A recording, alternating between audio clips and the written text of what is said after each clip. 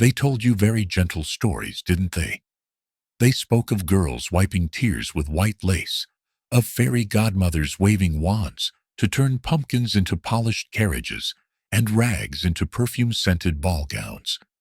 They spoke of palaces glittering, as if built of sugar and crystal, where the air smelled only of fresh flowers, never tainted by the smoke of burnt meat or the sweat of servants. They spoke of merry tunes and dancing animals, encouraging children to believe that pain is merely a sweet prelude to a happily ever after. Then, they placed a kiss on every wound and said that was enough. The story of the Little Mermaid was retold just like that. They said her voice was so beautiful how it melted the prince's heart, and her shimmering tail swished through the water like green silk. They cut away the sensation of soft flesh being torn apart under footsteps that felt like treading on blades. They excised the stench of blood, thinning in cold water, keeping only the clear singing and the ending, where she turned into sea foam, for love. I have heard those versions read in soothing voices, like a lullaby for a child who paid dearly not to have nightmares. But under the sea, salt water does not know how to lie. In the places where light cannot reach, the Sea King's palace does not shine like glass. Its walls are composed of boulders worn smooth by colliding corpses, covered in green moss like old bruises, and the scent lingering amidst the seaweed is a foul mixture of salt, rotting algae, and bones long soaked in water. The small fish darting about are not dancing for joy. They flinch and hide from the shadows of larger, perpetually hungry creatures, even when their bellies are full. In the great hall, where mermaid children are taught to sing, their long notes must often compete with the grinding of coral clashing when currents suddenly shift. Lyria grew up in that smell. The youngest of the mermaid clan, her skin was pale as stone. From the deepest trenches, her hair floated around her head like water-swept algae. And her eyes always seemed to look through her interlocutor, to follow something further away. When her sisters sang, their voices were smooth and far-reaching, earning their father's satisfied nod. But when Lyria sang, her voice seemed intended to please no one.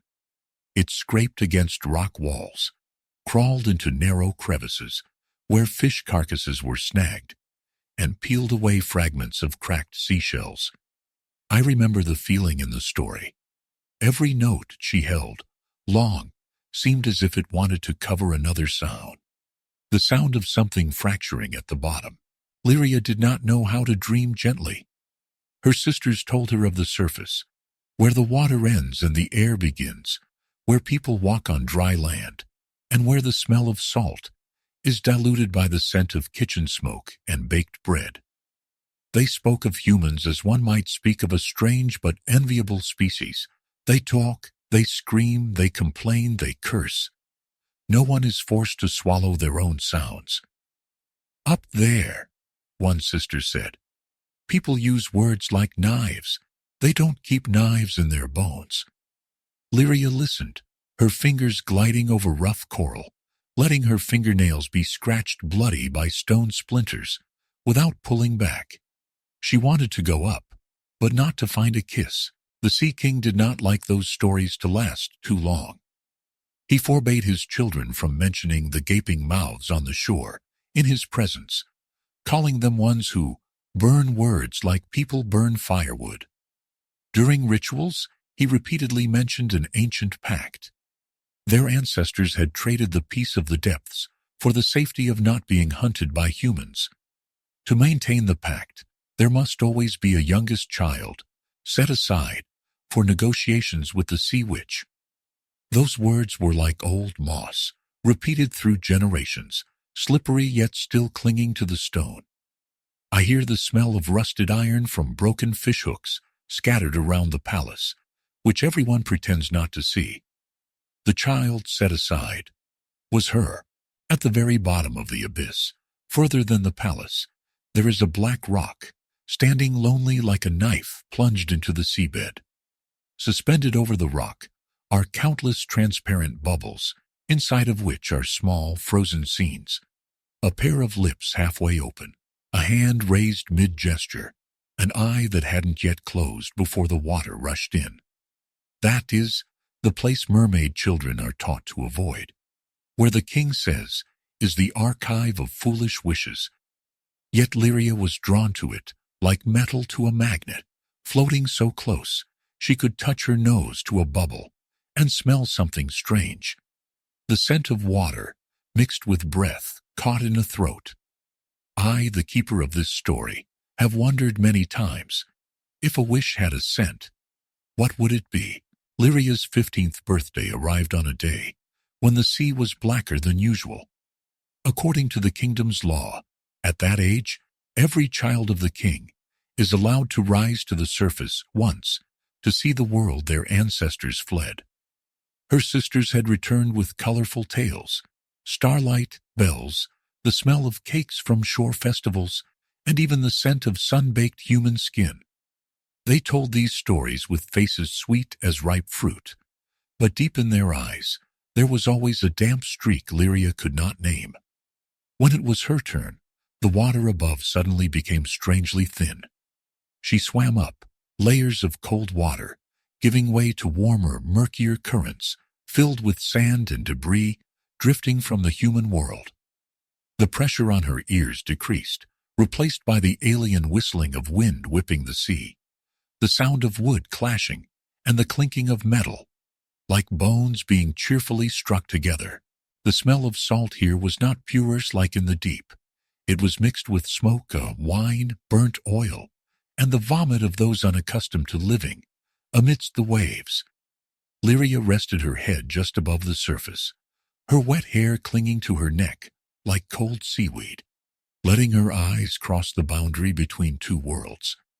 That night upon the sea, there was a ship. It was not the small, old boat she had imagined.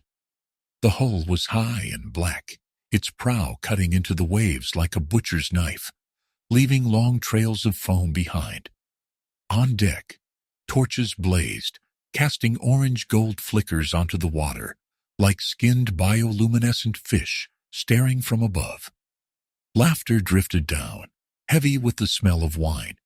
Glasses clinked, and hobnailed boots thudded loudly enough to make schools of fish deeper.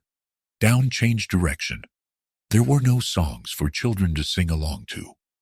Lyria clung to the side of the ship, letting only her eyes peek above the water. She saw a circle of people, their clothes soaked in sweat, collars flung open, hems stained with breadcrumbs and wine spills.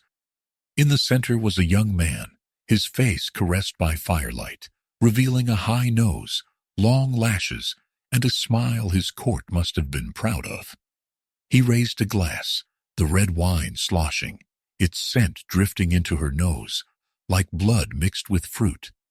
"Because I am still alive," he said, his voice mocking, "and because the sea has not yet taken me." Lyria felt the cold glide of metal against flesh before she heard the applause. He turned toward a servant standing nearby, whose tray shook with the waves. "Clumsy fool," the prince growled, as a bit of wine splashed onto his boot. "Your useless legs should have sunk to the bottom long ago." The words were light as wind, but Lyria's fingertips went numb. She felt them heavier than most stones in the abyss. On her face, the cold water trembled with ripples, but inside her chest, something else was shaking. I think that was when she realized, on shore, words really are used as knives. Only the knives are always pointed downward. Then the storm came, unannounced by any music. Wind lashed the sails, tearing out long shrieks like ropes being tightened until they snapped. Torches were extinguished, their smoke whipped backward by the gale, mixing with the smell of wine, sweat, and the nausea of those who had no time to sober up before becoming seasick. The sea turned from black to gray, then white with foam. Pillars of water rose, like giant ribs, pounding the ship's sides, with the weight of all the curses from the depths. The sound of wood splintering was sharp and dry, reminding Lyria of seashells being crushed in the great hall. The ship began to sink under the weight of stories not yet finished. People ran, sliding on the wet deck, clutching at anything they could grasp. Iron helmets fell, clattering, swept away by waves. Cloaks soaked in water clung to skin like shrouds. The prince tried to keep his balance, but a massive wave knocked him off the floor, tossing him over the railing like a toy made of flesh, throwing him straight toward where the white foam gaped wide. In that moment, no one sang, no one prayed loudly enough to drown the wind. There was only the sound of a body hitting cold water. Lyria lunged without thinking. The water around her was colder than usual, as if the storm had dragged up ancient currents from the abyss. She swished her tail, feeling the muscles tense, slippery under her damp skin, navigating through fragments of wood, ropes, and even the limbs of others sinking with the prince. Her fingers touched his coat, thick, waterlogged, heavy as a stone. And the first sensation was not romantic, but a smell. Wine, smoke, human skin suddenly chilled, shrinking under wet fabric. The prince was unconscious, his lips pale, his eyelids flickering but not opening. She pulled him up, bringing that heavy body to the surface, where sea foam slapped her face, like thousands of cold fingers. Every time a wave struck, his body slammed into hers, his ribs hard under his coat, his chin knocking against her shoulder, leaving a sharp, physical, very living pain. The wind howled above. Thunder rolled like drums. But in Lyria's ears, the clearest sound was his faint heartbeat, a sharp, arrogant rhythm clinging to life. I remember her having to clench her teeth to not let go, though her whole body was numb with cold and the thick scent of salt. She could not take him to the bottom of the sea. Lyria knew if she pulled him deeper, his lungs would fill with water, and the story would end right there, in salty silence. Thus, she headed toward land, where the blurred light of a cliff and a small building glowed like a spark in the low sky. Her tail swished powerfully, muscles burning with exhaustion, water lashing her face and eyes, so salty she felt a sting in her nose. She felt the first grains of sand against her skin, as the water shallowed, dragging his heavy body onto the damp rocks, where the smell of the sea began to mix with the scent of earth, clinging moss, and the fragile aroma of incense from the temple above, drenched by rain. She placed him there, on the boundary between water and stone. Human footsteps echoed from above, mingling with the rain. A human girl ran down the stone steps, her dress clinging to her legs, gasping, wet hair plastered around her face. When she saw the prince lying motionless, she cried out. The scent of fear and sour sweat hit Lyria's nostrils, making her retreat deeper into the water. The girl knelt, touching his cheek, calling his name with a trembling voice. Then from somewhere bells rang, people shouted, and hurried footsteps approached. Lyria was pushed back by the noise and the smell of humans. She had to sink back, hiding under the lip of the waves. For just one downward glance would be enough to bring the entire human kingdom and their fear crashing down upon her. From underwater, she looked up. The image through the thin water was distorted, but clear enough to see the girl holding the prince's head, her mouth murmuring prayers, receiving grateful and moved looks from those who had just arrived. One of them said, "It is a miracle, princess. You have saved him," while reaching out to drape a cloak over her trembling shoulders. And there, amidst the smell of incense and the musty scent of stone, a new story was decided. They had already chosen who would be the hero before the sea could even recede. After they dragged the prince away, leaving muddy footprints, the rocks belonged once more to the waves. Lyria rose a bit more, water streaming down her face, mixing with something else salty that she did not name. She saw that only a torn piece of fabric from the prince's cloak, remained on the beach, snagged on a jagged rock.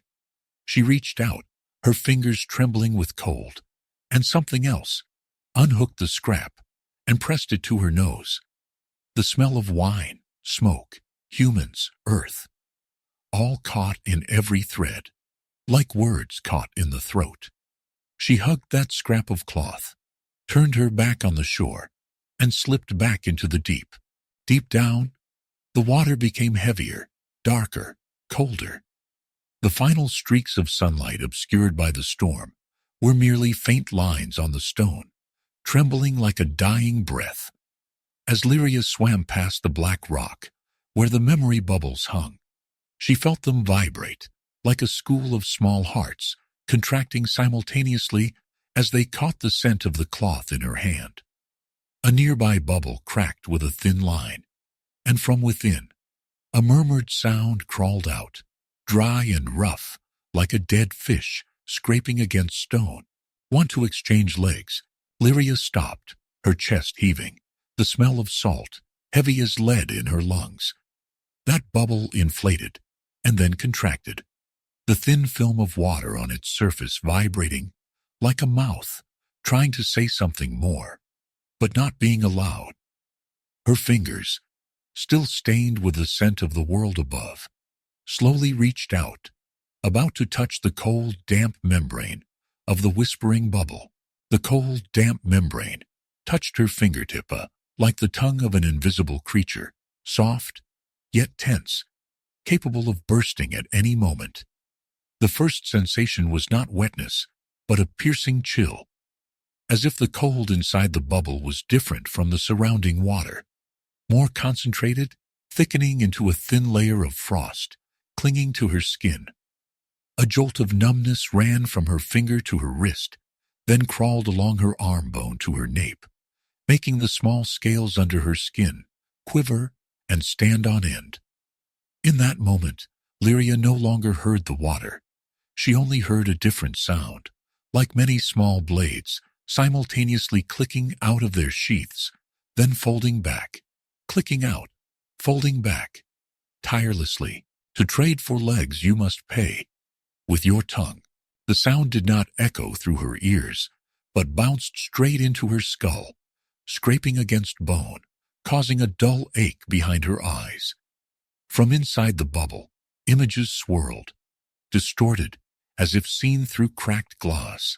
A blurred figure, not quite a mermaid, not quite human, standing in a room made of bone and rusted fishhooks.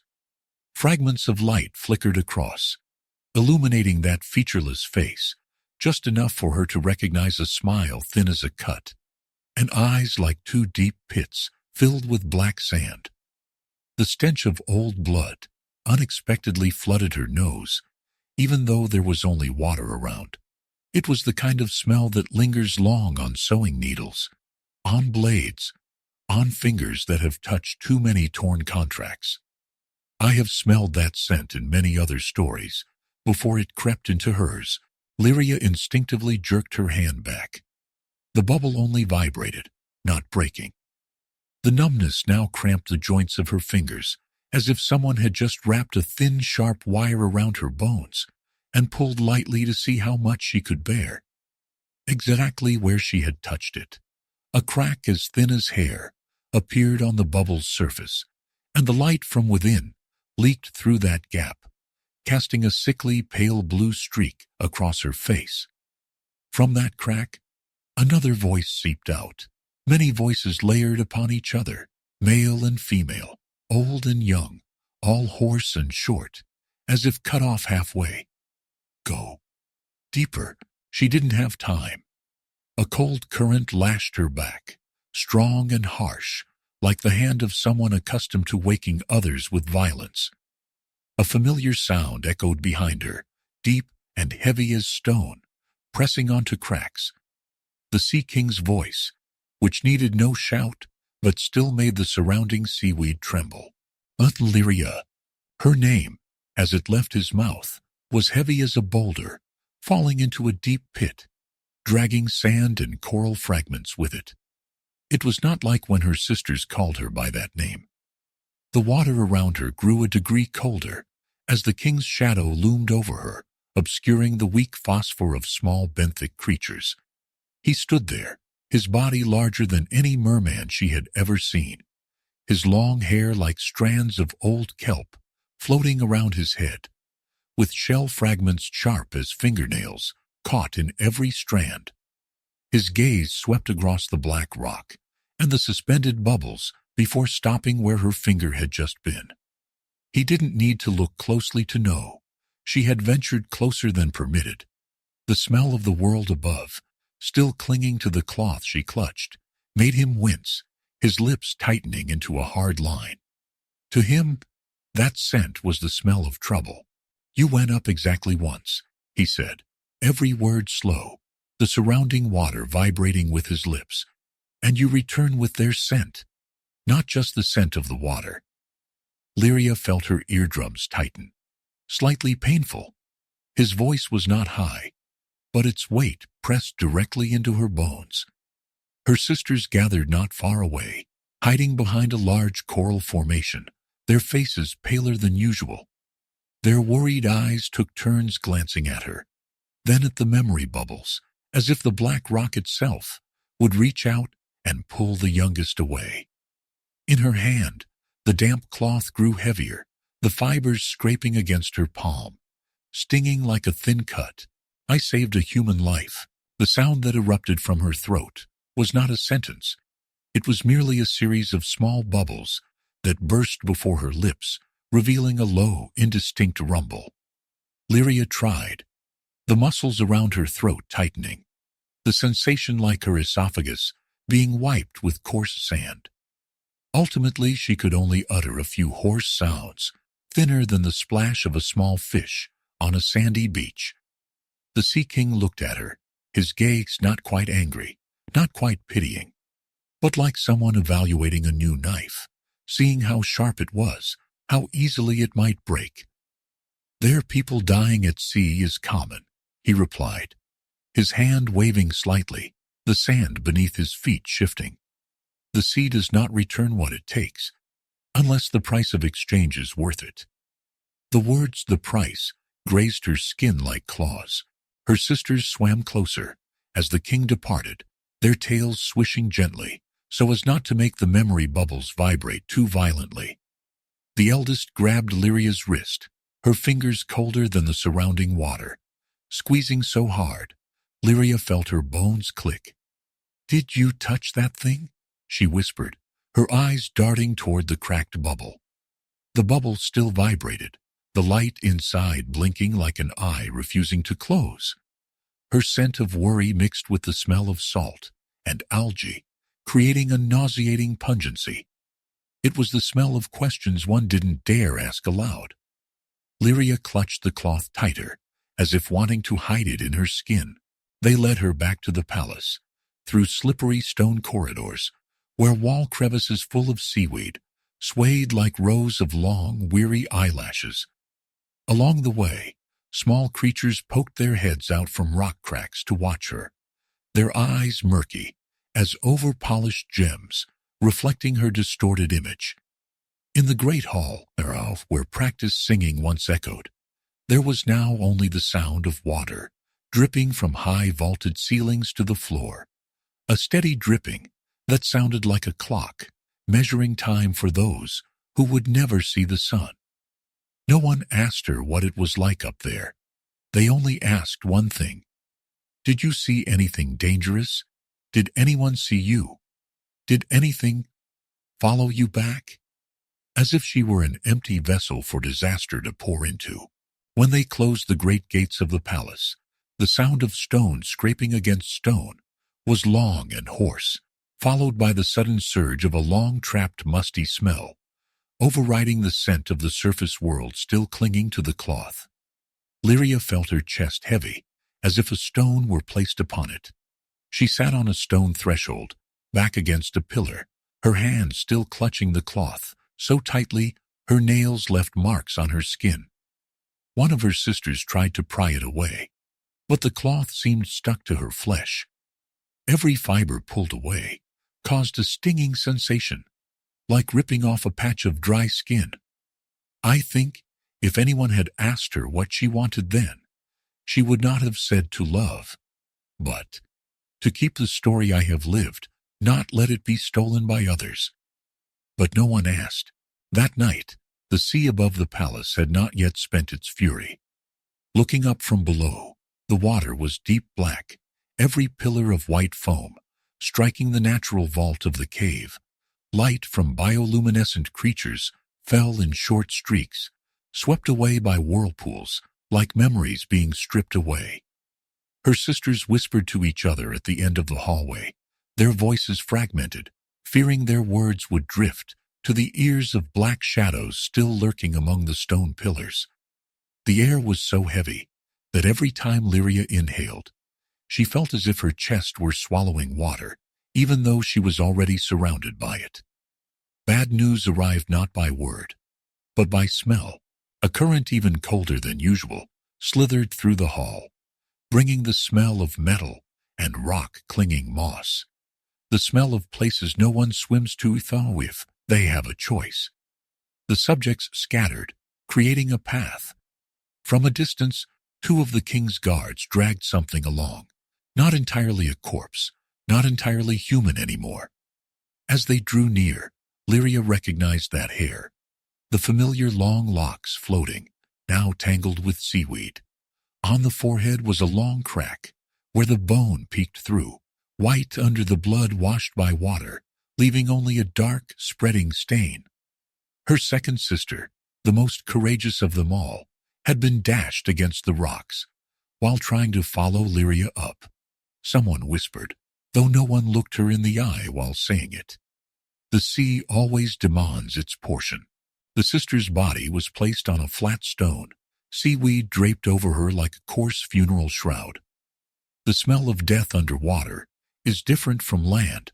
It is not burnt, not the stench of decomposing flesh, but the smell of prolonged silence, the smell of skin shriveled by salt water, the smell of words that will never escape a mouth. Lyria approached, her fingertips trembling, as she touched the hair that once entwined her during their playful times in the shallows. Her sister's skin was so cold, it made the surrounding water seem warm. It was the kind of cold that no longer reacts to a touch, complete cold, like stone at the deepest layer. In her hand, the cloth from the prince's coat became strangely weightless, as if it understood that compared to the weight of the corpse before her, it was merely a redundant scrap of a story.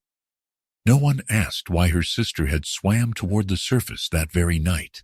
The Sea King stood watching, his expression unchanged, but a thin vein pulsed on his neck, like a rope pulled taut. "This is the price for looking too long above," he said, not looking at Lyria, but every word struck her like stones rolling down a mountainside. There was no special song to see her sister off. A short piece of music rose, then was cut short, like fairy tales edited for children's ears.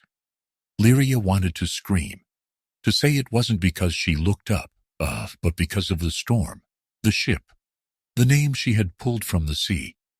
But her throat only vibrated once, then went silent. Silence is also a form of admitting guilt, even if the silent one does not wish it to be.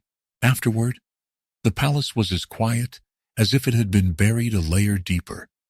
Her sisters no longer told her of the surface. Every time she opened her mouth, even just to exhale the few meaningless bubbles, they hurried away, leaving behind trails of water, murked by sand. The Sea King retreated into closed meetings with elders in the darkest caves, where even the light of bioluminescent creatures was not permitted. Rumors leaked out through strange smells in the water, that old pacts might have to be reconsidered. Only the black rock out there remained unchanged, still dangling memory bubbles, swaying with the current, now joined by a new unnamed bubble. Inside that bubble was a stormy night, and a mermaid girl pulling a human body from the sea's mouth. Lyria began to relive that moment every time she closed her eyes. In her dreams, she swam tirelessly. The storm didn't slow her down. The prince was as light as an empty shell, but by the time she placed him on the rocks, she could no longer retreat into the water. She stood on the boundary, with neither a fish's tail nor human legs, just a mass of a body, heavy with the smell of salt, blood, and damp cloth, belonging fully to neither side. Every time she tried to step, it felt as if cold ropes tied around her ankles pulled her back. Ropes made of severed voices, of warnings never fully heard. I think those dreams were the seabed's way of training her to be used to being torn in two. Once, waking with her chest aching as if squeezed, she saw something floating in the stone room where she slept. Not a fish, not bioluminescence. It was a small bubble, round, so clear it was almost invisible if one didn't pay attention, drifting right over her face. Inside it were no images, only one thing, that piercing cold she had tasted when touching the bubble at the black rock, and an extremely tiny whisper, so small she couldn't tell whose voice it was, wanting to go up. Means you must go deeper still. The small bubble drifted closer, as if pulled by her own breath. Lyria tilted her head back, eyes wide in the deep blue water, watching that fragile thing hovering right over her lips. It vibrated every time she inhaled and exhaled, the bubble's surface distorting and then rounding again, like the chest of a living creature trying to mimic her breathing rhythm. In the palm of her hand, the damp cloth from the world above had dried slightly, the fibers hardening, scraping against her skin like thorns, reminding her that another place existed beyond this layer of water. That place was pulling her away, with unfinished sentences. Night after night, that bubble returned. It didn't always drift right over her face. Sometimes it was wedged in a corner of the room, near the cave ceiling, where the jagged rocks were like dull teeth, glowing only weakly with a light that didn't belong to any creature. The sound within it changed. Sometimes it was a hoarse rumble, sometimes a child's voice, sometimes it sounded exactly like the chime she used to make when she was little, all saying the same thing, only changing the emphasis. Up, whispered. Go deeper, echoed. No one else saw it. When her sisters entered, the bubble slipped behind a stone pillar, or flattened so thin it almost merged with the water, becoming only a region colder than the surroundings, making her skin prickle when she moved through it. They only saw their youngest becoming more silent by the day, more precisely, making less effort to produce a sound, and more given to silences, long and thick as braided algae. One sister tried to pull the cloth from her hand again, but this time Lyria reacted, gripping it tight, her eyes flashing with a coldness that made the other let go, exhaling with the smell of annoyance and helplessness. You can't keep that thing forever, her sister said, her voice trembling slightly. That is a matter of another world. She didn't answer. When someone is prevented from telling their story long enough, I notice they begin to talk to other things. Stones, water, unnamed bubbles. Lyria was like that. She looked at that small bubble as the only listener willing to hear what the living did not want to. Through her gaze, her breathing, the small movements of her fingers, she told it of the laughter on the ship, the smell of wine, the way the prince fell, not like a fallen angel, but like a lump of drunken flesh, losing its balance. The bubble vibrated, as if understanding, every time she remembered the feeling of her hands holding his chest under water. She heard somewhere the sound of thin metal gliding across skin. As if her story had accidentally grazed a blade, rumors of Lyria returning with the smell of humans spread through the kingdom, like a cold current, seeping into every rock crevice. No one said it to her face, but the scent of it was clear. The smell of rooms hastily cleaned before her arrival. The smell of small fish scattering in panic when she appeared. The smell of silence thickening in the great hall whenever she swam through. The Sea King looked her in the eye, less and less, He spoke with elders, the moss-covered old heads, more than with the very daughter the old pact had placed in the reserve position. Lyria swam through the corridors like a shadow carrying a smell everyone wanted to forget. The smell of the surface, the smell of choice. There are smells that even the deep sea cannot wash away immediately. One night, when the current shifted, bringing the cold smell of the abyss, that small bubble did not drift into her room. It waited outside the cave entrance, like a transparent eye, looking straight toward the path leading out of the palace. Inside it, for the first time, an image was clearer. A door made of broken shipwreck wood, with things like blades, hooks, and sewing needles dangling from it, all swaying in the dark water. "Down," the voice in the bubble said, clearer this time, dragging out every syllable, as if trying to slow down so she could hear it in time. The house of the Blade Keeper. The sea witch was only called by many names that no one dared say aloud. Stories of her always began with a smell. The smell of dead algae, the ink of old squids that had blinded themselves, the rusted metal of fishhooks fallen to the bottom. It was said she collected voices, as others collected beautiful shells. It was said every item hanging in her cave was once a body part of someone, something they traded for something temporary. Legs, arms, beauty, the ability to forget. That story was told as a warning, like human stories about child eaters to keep children indoors at night. But to Lyria, it sounded like a set of instructions that smelled like cold metal touching the tongue. She hesitated for a few nights. Every time she passed the cave entrance, she felt the small bubble following her closely, sometimes in front of her, sometimes above her, sometimes right behind her, like a breath waiting to press against her nape. In what few dreams she had left, she saw that broken shipwreck door at her feet, every piece of rotted wood, scraping against her belly skin, the musty smell of years of soaking in water rising, making her eyes sting. The prince appeared among the broken wood, his face pale from lack of air, lips white, but eyes still open, looking at her demanding a complete story.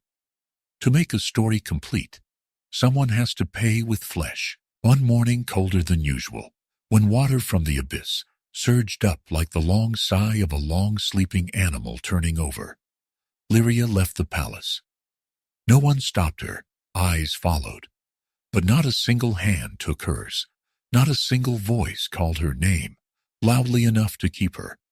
She swam past the silent stone pillars, past patches of seaweed swaying like thousands of arms, wanting to hold her, but finally only grazing her skin.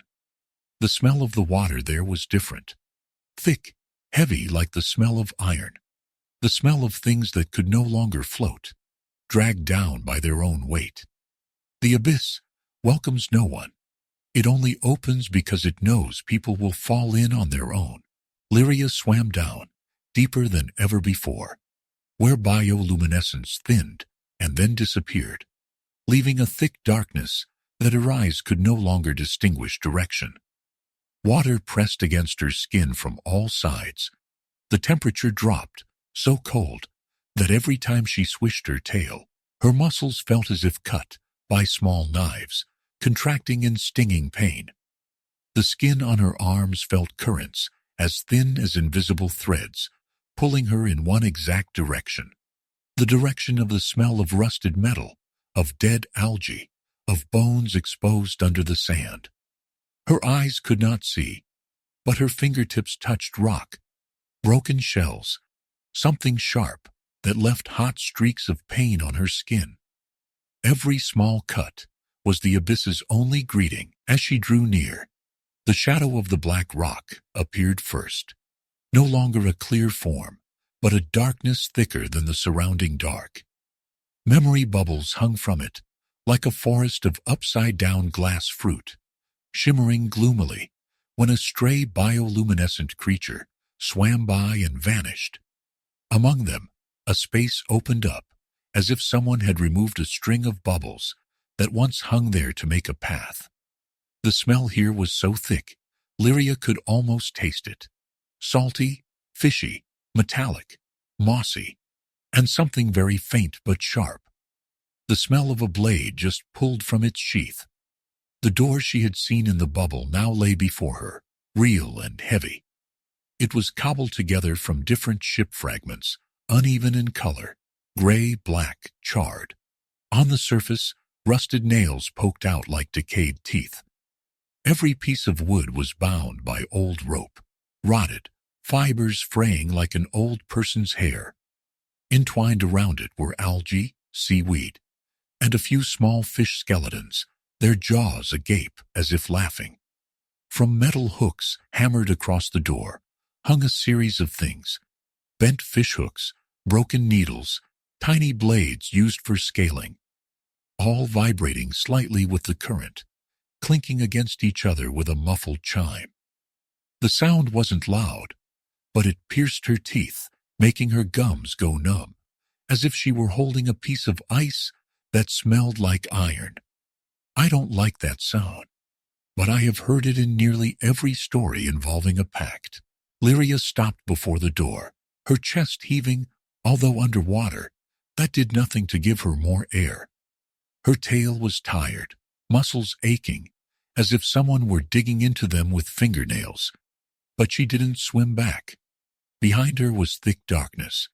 Before her was a darkness with shape, with smell, with words.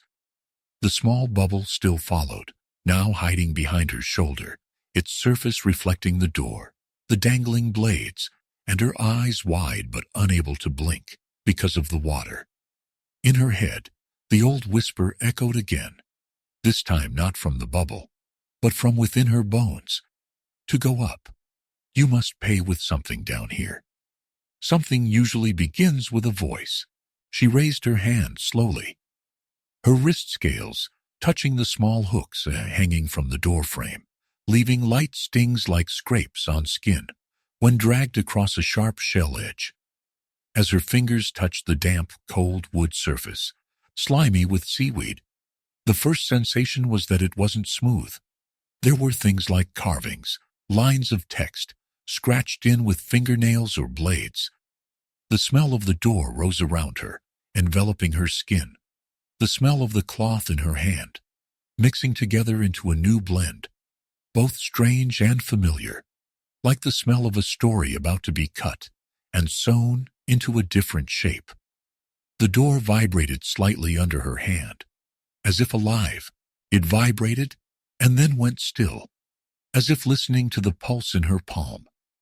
Lyria kept her hand on the wood, feeling thin tendons beneath the ship's hull contract, converging toward her fingertips, testing the weight of the one standing outside. A tiny gap, almost invisible, gradually separated two planks. Cold water from inside poured out, bringing the smell of places without light, thick, old, pungent, like the smell of a locked closet, full of wet clothes and rusted knives. The fishhooks hanging on the frame vibrated harder, clinking together, but the sound was muffled by the water, becoming a dull rumble that made her ears ache. Then the door opened, as slow as a wound forced to gape. Inside was not a room, as humans understand it.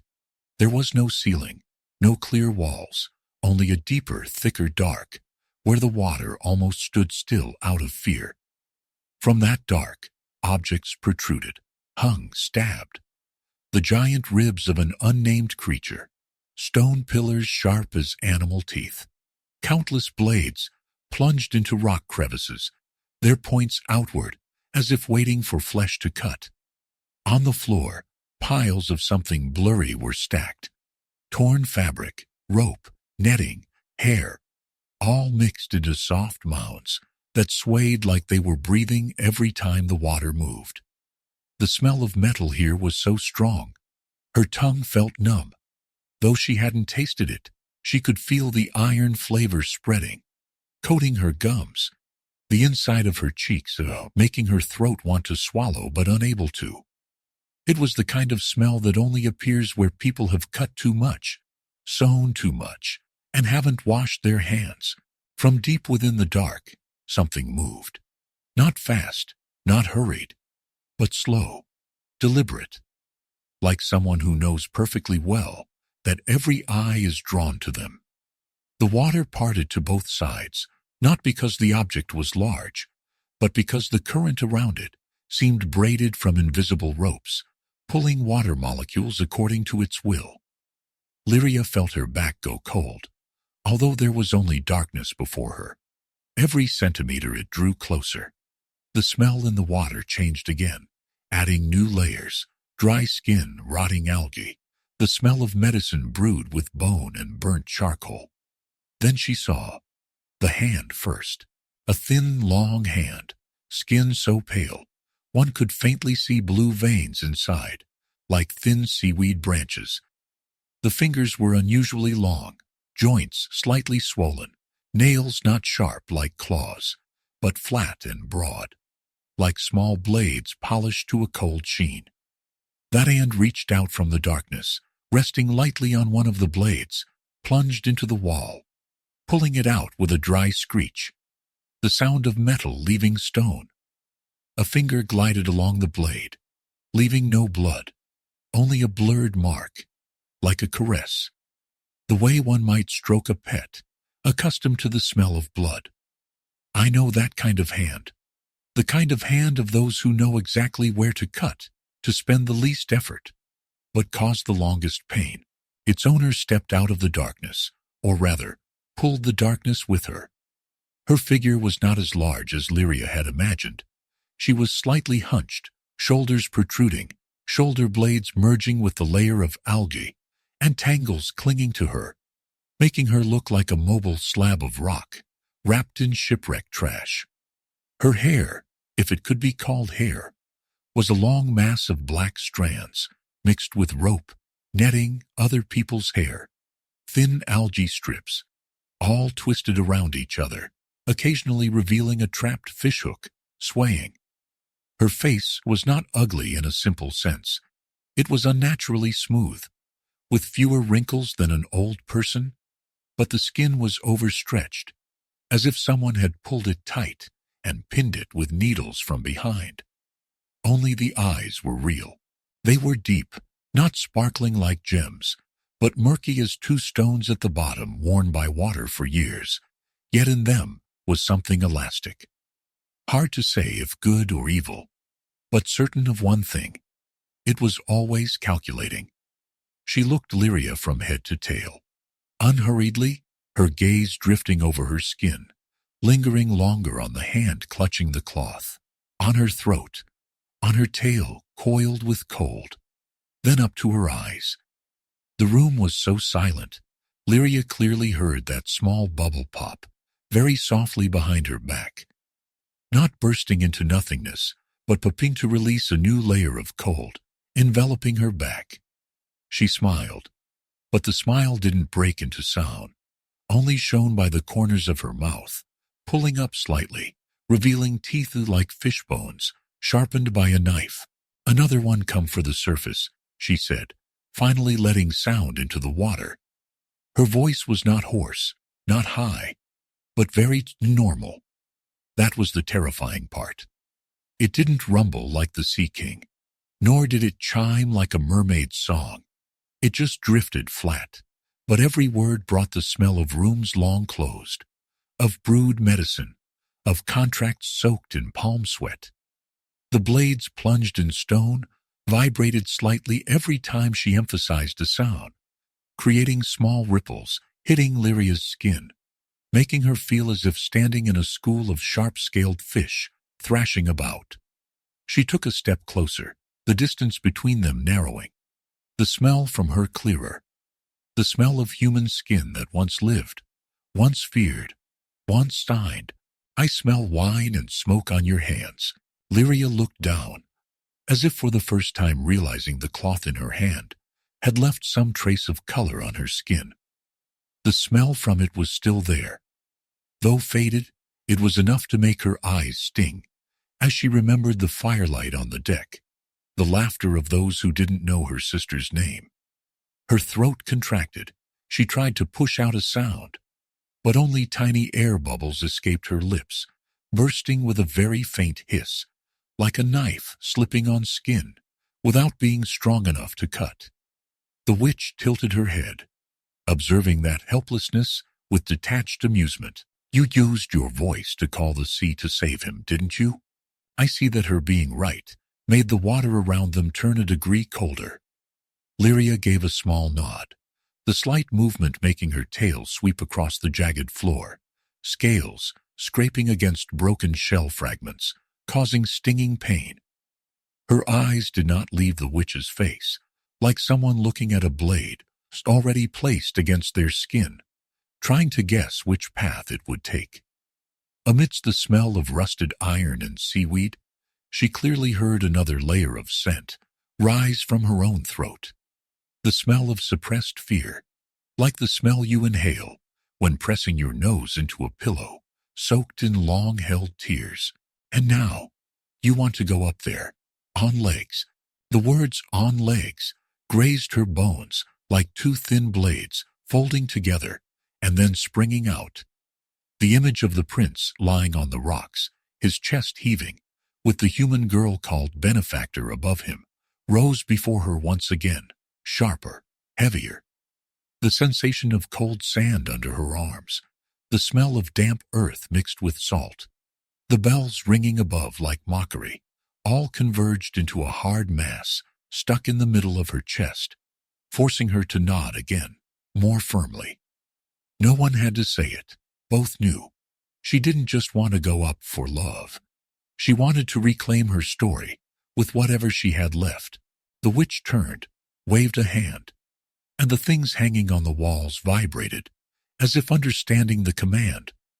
A few small blades popped out of stone crevices, drifting toward her, the blades facing outward like a school of fierce fish lined up around their master.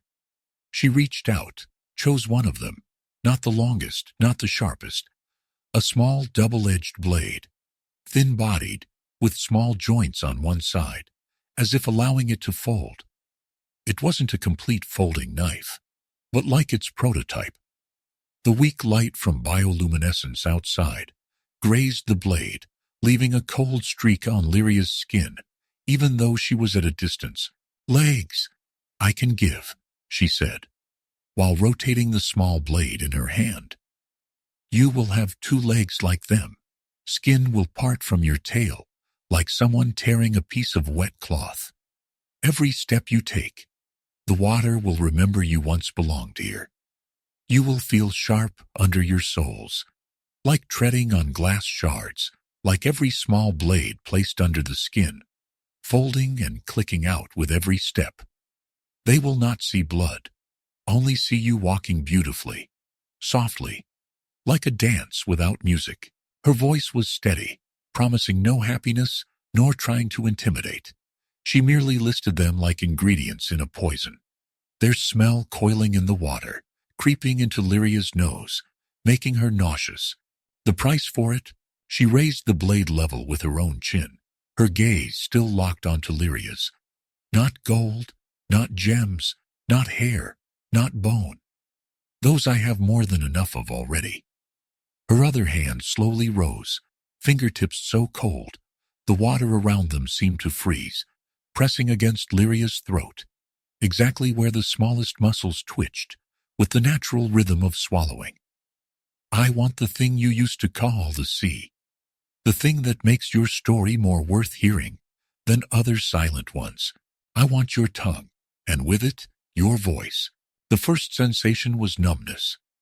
Her finger pressed lightly, not enough to choke her, but enough to make her acutely aware of every small muscle running around the neck, every piece of cartilage, every pulse under the skin. From that point of contact, a circle of cold spread out, slow but sure, like much colder water, being poured into a patch of warm water, gradually pushing the warmth away. The sound in the room seemed to be pulled away. The clinking of knives, the gurgling of water, all became a blurred background, leaving only the sound of her pulse beating in her ears. Heavy. I have heard other deal conditions, but none have touched as deep as this one. Lyria thought of the songs she used to sing, every note held and gliding across the stone ceiling, running through cracks, mixing with the sound of fish swimming, the sound of sand shifting. She thought of the stormy night, of her voice, panicked and raw, when calling the sea to embrace the prince's body, keeping him from being crushed by rocks. The smell of those memories suddenly rose in the water around her, sweet and salty, mixed with the smell of old salt in this cave, creating a new scent, the smell of something about to be extracted from the body, never to be returned. Her lips moved, not to speak, but to feel one last time their softness around a sound. But no sound emerged fully. The witch lowered her hand from her neck, as if having confirmed the merchandise. She stepped back, rotating the small blade in her hand, then directed it toward a dark corner of the cave, where larger bubbles drifted sluggishly. Each of those bubbles contained within it not just light, but fragmented images. A hand missing fingers, a face without a mouth, a skeleton without a skull. She pressed the blade into the surface of an empty bubble. It sank inside without breaking the membrane, like a needle piercing soft flesh that had been numbed. Your voice will be here. Lyria watched, unblinking, as that bubble darkened, as if it had just swallowed a black stone.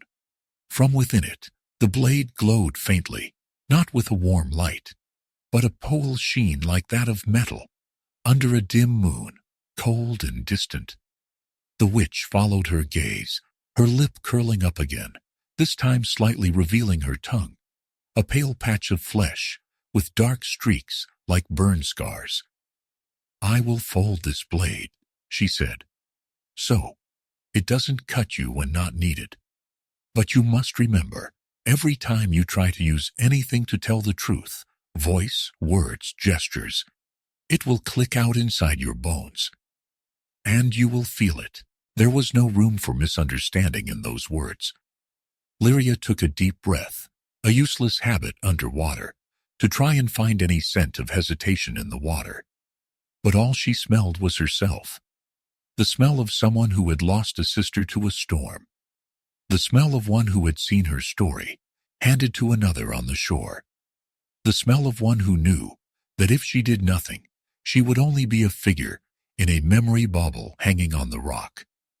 The fear of being permanently silent was heavier than the fear of losing her tongue. She nodded, this time without trembling. The witch didn't ask again, didn't confirm, because those like her know very well. The decision was made. The moment Lyria left the palace, she turned, her movement dragging the whole mass of hair algae rope, creating a soft rustling sound in the water, like the sound of wet cloth being twisted. From a rock niche, she pulled out an object like a container, made from the skull of a large creature, inside which shimmered a dark liquid, strangely iridescent like oil mixed with blood. Its scent spread, so thick Lyria had to swallow water in her mouth to push back the flooding fishy taste clinging to her tongue. "Before you drink, I need my portion." She approached, very close this time. So close Lyria smelled beneath the metallic scent the traces of her breath. A faint warmth, contrary to the cold of the water, carrying the blurred traces of hundreds of other breaths that had dissolved into it. The hand holding the skull was set aside. The other hand lifted her chin, thumb placed under her lower lip, pressing lightly for her mouth to open. Lyria's lips went strangely dry although she was underwater. It felt as if someone had drained all the warmth from them, leaving only a thin layer of skin, easily torn. The smell in the cave became very small, contracting into a point right at the tip of her tongue, where it was about to be touched. The cold blade pressed against the edge of her lip. It wasn't a strong slash. It glided very lightly, like a metallic whisper across the skin. For the first time, Lyria clearly felt the boundary between her lips and the inner flesh. That boundary was traced by the blade, thin yet deep, leaving a stinging chill that spread to the roots of her teeth. The water around them seemed to contract, gathering close to their faces, no longer moving, as if waiting to see how the first cut-off sound would hear. The witch said no more words. She only tilted her head, letting her eyes follow the path of the cold metal cutting in, attentive as a tailor cutting precious fabric. Then the real cutting began. The blade slipped through the lips, gliding into the damp region within, where before it had only known the taste of salt and a very faint sweetness of young algae. Lyria wanted to close her mouth, her instinct trying to pull her jaws together. But the cold fingers on her chin held firm, forcing her mouth open wider, exposing the softest flesh to the metal. When the blade's edge touched the tip of her tongue, every other sound vanished, leaving only a very thin screeching, vibrating straight in her skull. The sound of flesh being traced, prepared to part from where it belonged. The iron smell flooded out, almost immediately, so strong she felt her throat, as if filled with a thick warm water, although it was actually flowing out, dissolving into the sea.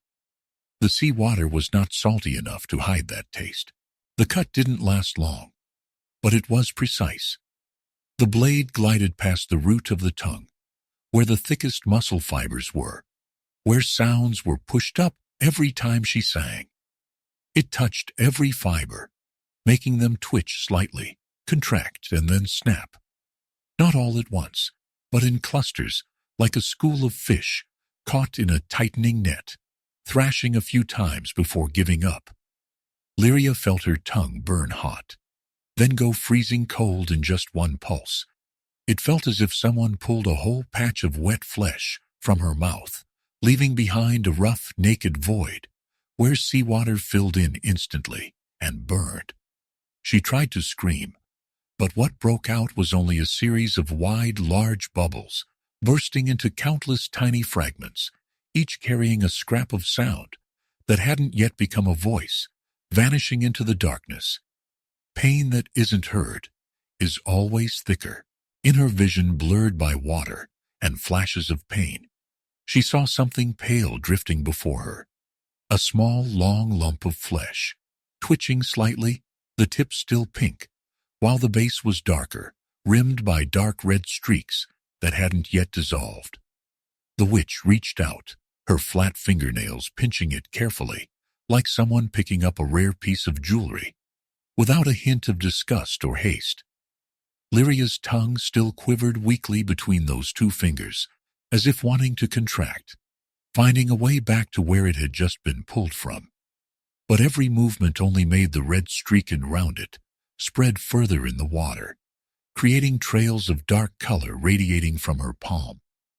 The water at this time had a clear scent of a cut tongue, both fishy, warm, and carrying something like the smell of sentences blocked halfway. Her mouth now was as empty as a room just cleared of furniture. The sensation in her throat was not just pain. It was the disorientation of muscles born to do one thing, now having no work to do. She felt every gulp of water passing through that void, like passing over a new scratch, touching naked nerves, making the pain spread to her ears, up behind her eyes, down into her chest. Trying to emit a small sound, she only heard a dry, hoarse hiss, like wind whistling through a narrow cave entrance, formless, sentenceless, nameless.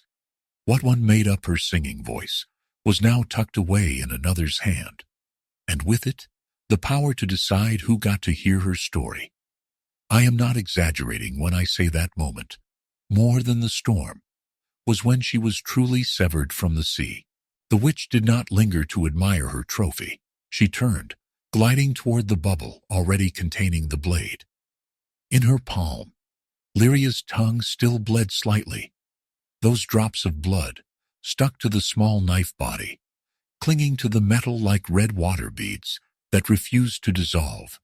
She pressed both, tongues and blade, through the bubble's surface, the tense membrane vibrating, and then swallowing them whole, closing behind without breaking. Only a circle of ripples spread out, like the final reaction of a pierced surface. Inside, the blade and the flesh entwined, twisting slowly, then settling to the bottom of the bubble, as if two things originally belonging to the same body part. Her voice, from now on, was folded around a blade. She turned back, picked up the skull containing the dark liquid. Her hand raised it level with Lyria's mouth, tilting just enough for the liquid to pour out into a streak, darker than the surrounding water, heavier, falling into her mouth. At first it was choking cold, like an ice current, passing where her tongue once lay, slapping against the naked wounds, making them contract, stinging. Then very quickly, the cold turned to heat, not a pleasant heat, but the kind of heat that burns from within the bones, as if someone poured molten metal into the blood vessels and then waited for it to harden. Her body began to convulse. The potion poured down her throat, visited her chest, filled her stomach, then seeped out into her limbs like ink, spreading on blotting paper. Everywhere it went, a reaction flared up. Muscles contracted violently. Scales on her skin stood on end. The bone lines beneath suddenly became painfully clear, as if someone used their hands to trace every bone segment, twisting and bending them. Her tail, once seamless from hip to fin, began to feel invisible flashes, running lengthwise.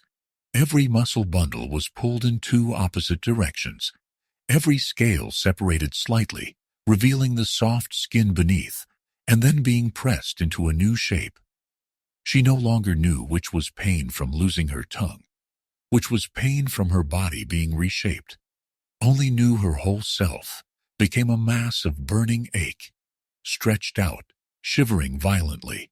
In the water, her scream was only broken ripples. The witch stepped back, letting her writhe in the middle of the room, her eyes observing, not rushing to save, nor rushing to kill. Partly because she had seen this scene too many times, partly because the pain of the dealer is the best evidence that the deal has been accepted. Lyria's tail curled, then stretched, then curled again. Every time, the joints hidden in that flesh made dry clicking sounds, sounding like pebbles clashing in a vigorously shaken jar. Somewhere near her hip, a separation line gradually appeared, not to the naked eye, but through sensation. The sensation of two halves of something once joined, being pulled in two directions, the connecting thread between them so tense that if it snapped, she would be torn into two pieces. The water around them, originally cold, suddenly warmed slightly because of the heat from her skin, because of tiny blood particles no longer at her mouth, but oozing from elsewhere. The sea is rarely hot, unless someone is being recooked from within. The sense of time lost meaning. She didn't know how long she had writhed in that dark water layer, lit only by the dim light from the bubble containing her tongue blade. Those times when the pain reached its peak, everything went white, not from light, but because her brain no longer had enough room to contain any perception other than the burn. Every time consciousness threatened to fade, another cold current, the cold of the seawater, would flood her chest, forcing her heart to beat, slamming her back into the pain, like dipping a body about to faint into an ice bath, not letting it escape. She had no voice to wail, no words to curse, only wide, bloodshot eyes, as if wanting to pop out of their sockets to escape the burning skull. Then the final contraction came. Her tail stretched out once more, its full length, the fin beneath, shivering violently, like cold purple fingers trying to clutch at a rock edge. A sharp pain, different from the previous dull aches, slashed across her hip, not lengthwise as before. It was so strong she felt as if the seawater was pushed from her lungs, although her lungs never inhaled air. After that slash, something slipped. Not just bone, not just muscle. The entire structure she had long called a tail slipped from its old form, like fabric pulled from a frame, revealing two long, thin, trembling strips of flesh separating from each other. Those two strips of flesh, very slowly, began to take the shape of legs. The witch looked down, her gaze unchanged, but her lips tightened for a moment, not out of emotion, but out of concentration to evaluate her own handiwork. Scales on the tail part near the hip fell off, spiraling down to the stone floor, leaving patches of skin in strange hues, half blue, half gray, then gradually fading, revealing new flesh color unaccustomed to the water. Old muscle masses gathered into thighs, calves, new joints forming within like iron rods, inserted into soft cloth tubes, gradually hardening, bearing weight. She felt every toe forming, tiny bones pushing through the flesh, protruding under the skin, making every tip burn hot, aching as if stung by sea bees many times in succession. From a tail, her body was split into two new weight-bearing lines. As the pain subsided into scattered tremors, Lyria only knew how to breathe. A meaningless act underwater, but the only thing she remembered to do. Her two new legs didn't know where to stay.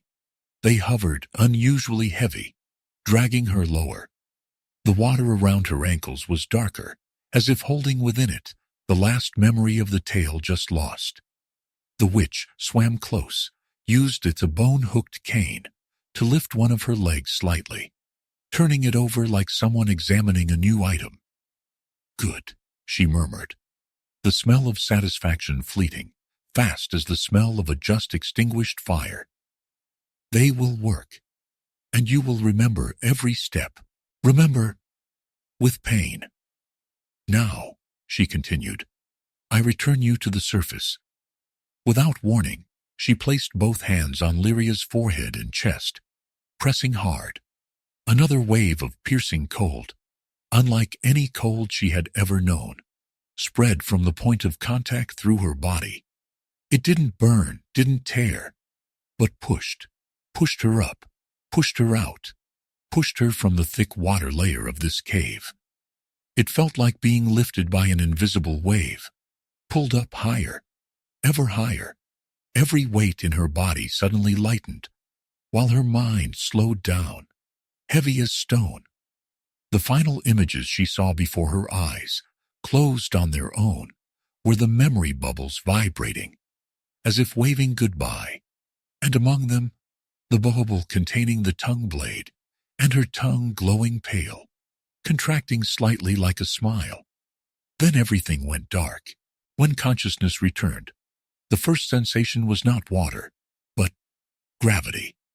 Her entire body weighed down, on a hard, flat surface, no longer the feeling of floating. Her back ached, as if a layer of rough rock was pressing into every bone segment.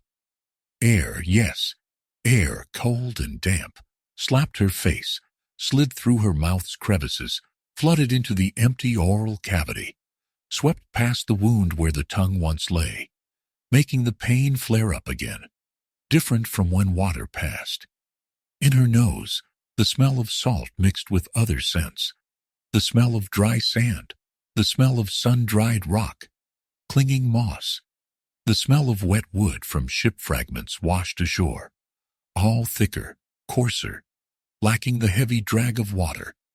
The world on the shore, at close range, is always smellier than in the imagination. She opened her eyes, squinting because of the light.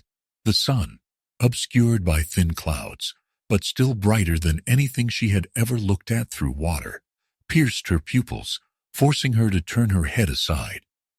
Sharp rocks touched her temple, cold and rough, making her skin scratch slightly, blood oozing. But there was no water for it to dissolve into, so it became sticky, heavy. Sand beneath her back filled every gap between old scales and new skin, scraping like thousands of small, dry, merciless tongues. No sound of water surrounding anymore, only the sound of waves crashing in cycles, sounding further away, like a large animal pacing outside the room where she was locked. And somewhere, the bells from the citadel rang down, so familiar it made her chest tighten. She tried to move, her tail instinct telling her to swish and slide into the water. But there was no tail anymore. What dragged on the sand were two heavy naked masses, skin still damp, pale and speckled with light red streaks where scales had fallen. Between them was a strange void. Her hips opened in a new way, feeling as if someone had installed joints for her, but hadn't tightened them yet. Every time she tried to move one side, the other side jerked along, not according to her will, like two animals unaccustomed to being yoked together. Sand stuck to her thighs, her knees, into the tiny cracks on the new skin, sprinkling into them salt and dust, creating a burning sensation spreading to her lower abdomen. She had just been reborn. In a fallen posture, Lyria turned over, trying to use her hands to prop herself up. Her arms trembled, muscles exhausted from the transformation, but still remembered how to push water. Pity that here, they had to push something much heavier, her body against gravity. Her chest contracted, heart pounding, breath ragged, uneven. Every time she inhaled, air scraped the tongue wound in her mouth, reminding her that her voice was being held in a dark bubble at the bottom.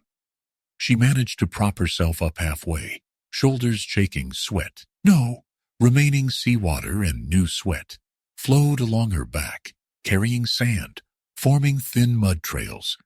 The hardest part still lay below. Her two legs stretched out before her, alien things attached to her body. Her feet, ending in long toes, bone visible under the skin like white soft coral segments, contracted slightly, the soles covered in sand and broken shell bits, every grain like a small tooth, stabbing the skin. She tried to move one toe. The pain transmitted straight to her knee, then jolted to her hip, like a series of folding knives, clicking out simultaneously in her bones, then folding back when she stopped. The only sound she emitted was a dry, rapid gasp, sounding like sand being swept by bare hands on stone. Standing up was when the deal truly began.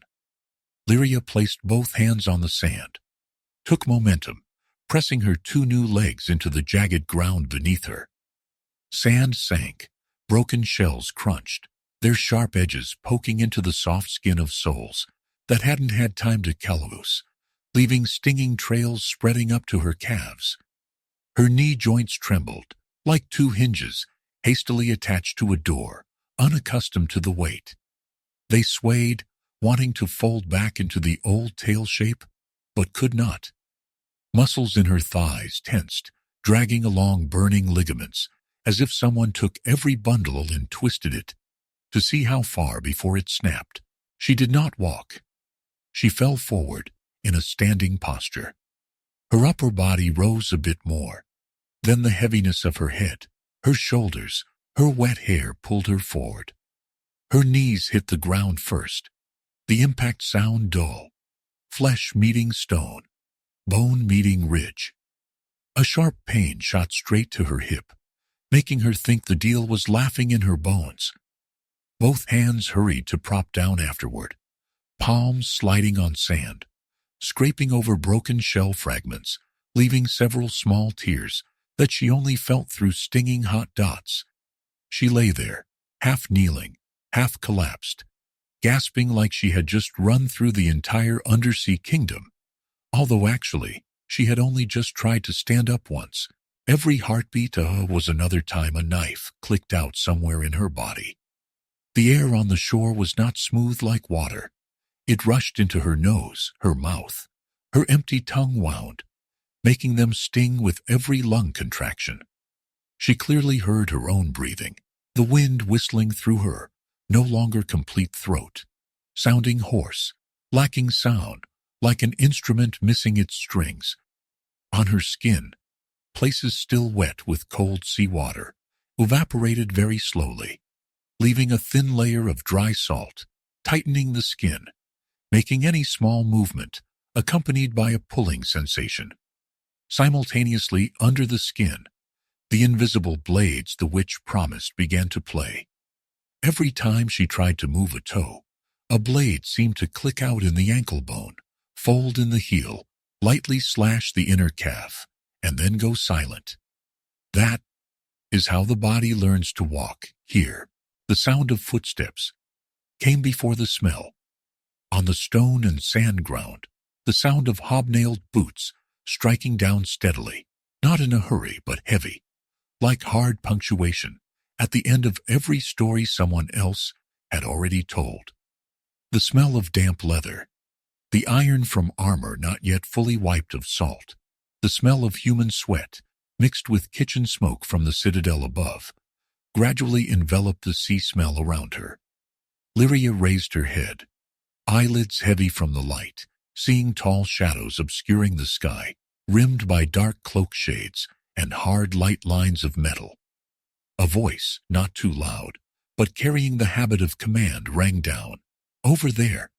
Another washed-up corpse. See if it's still breathing." The words corpse and breathing stuck very clearly in her ears.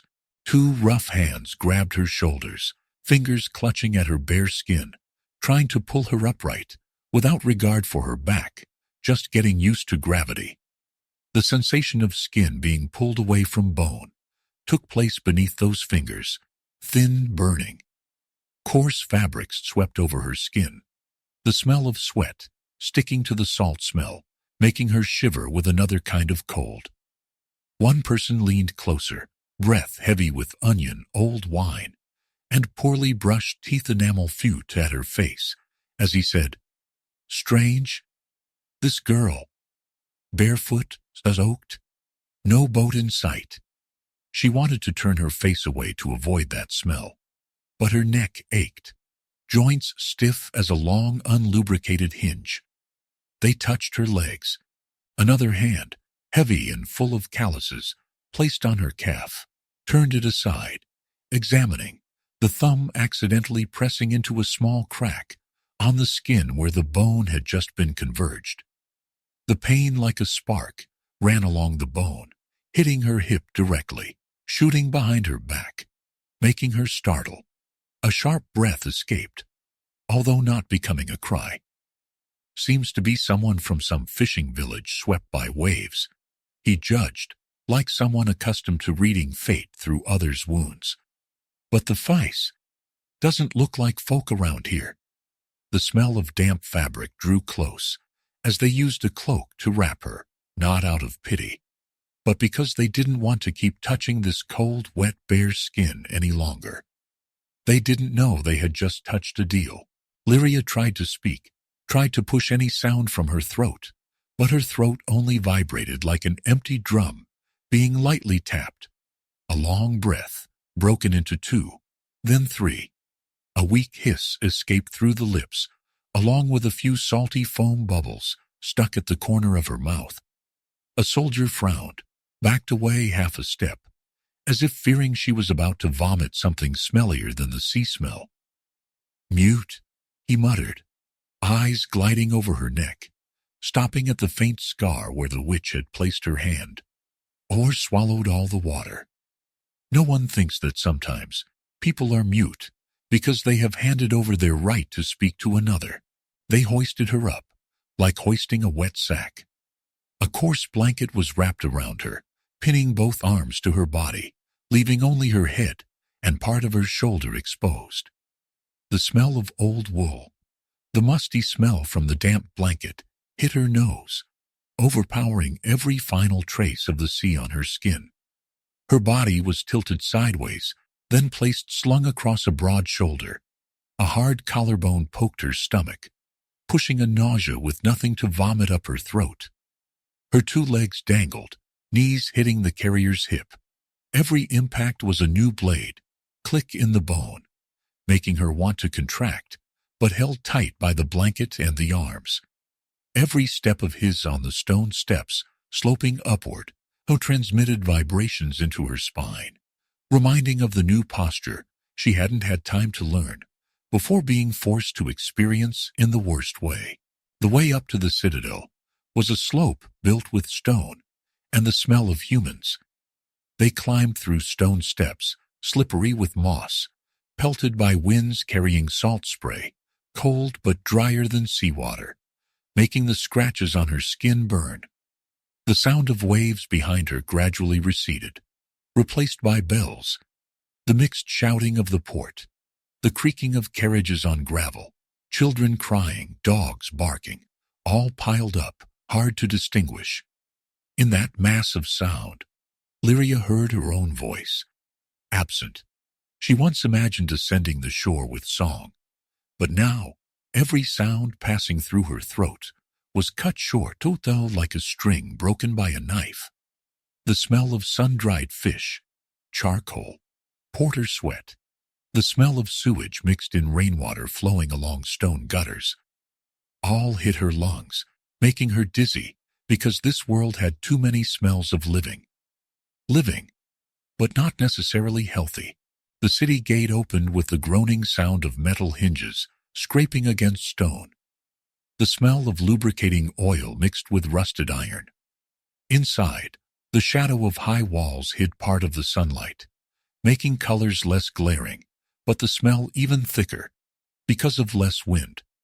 They crossed the inner courtyard, where the ground was covered with old paving stones, the surface worn by years of hobnailed boots, treading, still with the damp smell of old rain trapped in crevices. Curious gazes glided over her like small fish. Maids, guards, a few young servants, all looked at the wet blanket, moving on the soldier's shoulder, smelling the strange sea scent around it. No one recognized the smell of the folding blade, sleeping in her leg bones. They set her down, on the cool stone floor of a wider, quieter room, where the sweat smell was replaced by the smell of candles, polished wood, clean fabric dried in the shade. Lyria felt the smoothness of the stone floor under her back, smooth in a different way than stone under sea. Here, it was dry, deep cold, touching her bones like a warning. Someone pulled the blanket from her face. Gentler light from high windows poured down, gliding over cheekbones, on wet hair sticking to her neck like algae. Better put in his private guest room. Another voice, lighter, seemingly accustomed to obedience, rang out somewhere above. The prince will want to see who has washed up on his shore. The phrase, his shore, sounded like a cut on the beach. They left, leaving her alone with the snapping sound of candles in the corner, the smell of melting wax, mixing with the salt smell remaining on her skin. The air stood still, heavy as water, but not as easy to breathe as water. Her chest had to work hard to pull every breath in, every time pushing out, each time scraping against the tongue-cut wound in her mouth. She tried raising her hand, touching her own throat. Under the thin skin, she felt the fast pulse, and deeper still, as if a folded object was lying there motionless, not heard, but she knew. Somewhere at the bottom, simultaneously, a blade was also settled in a bubble, waiting to be clicked out when needed. The door opened again, this time without noise. Step sounds lighter, steady rhythm, not carrying the heavy metallic sound of armor. The smell came first, the smell of light perfume and faintly of wood, of good fabric kept long in chests, of human skin accustomed to warm bath water and good wine rather than labor sweat. Lyria turned her head slowly, sand falling from her hair onto the stone floor, sounding like tiny crackling. Her eyes caught the shoes placed before her. Leather shoes, clean soles, only clinging a bit of fine dust from the courtyard. No mud, no blood. The shoes took another step, then stopped. Their owner leaned down, the voice so familiar, it made her throat contract instinctively. "Is it you?" That night on the sea, I believe she recognized him before her eyes could focus on the face. The prince stood there, his face paler than when on deck, but the lines unchanged. The nose bridge, the jawline, the lips that once said, "The sea hasn't taken me," now pursed in a moment of passivity. In his eyes was something she had never seen. Not arrogance, not joy, but a confusion with a very special smell. the smell of someone about to have to readjust the story they told themselves. He leaned lower, enough for her to smell his skin. The smell of cleanliness, of good wine soaked into pores from feasts, of the royal physician's liniment, all mixed with a bit of remaining salt. The smell of someone who had been saved, without knowing clearly who they owed. People say you are a fishing village girl swept by waves, he said, eyebrows slightly knitted, but voice trying to stay steady. But I saw those eyes in the storm. Lyria looked at him, trying to push a sound from her throat, but her throat only vibrated, nothing accompanying that vibration, except a sharp breath, sounding like the sound of a door hanging loose on its hinge. He waited for 1 beat, then 2 beats, hoping for an answer, but silence prolonged, thickening in the room like thick candle smoke. Finally he breathed lightly. The smell of last night's light wine glided over the current air smell. His eyes looked into her mouth, seeing the dried red streak at the corner, the faint swelling where the tongue used to push out. You cannot speak? That question, if it had a smell, would surely be the smell of a knife offered but no one taking.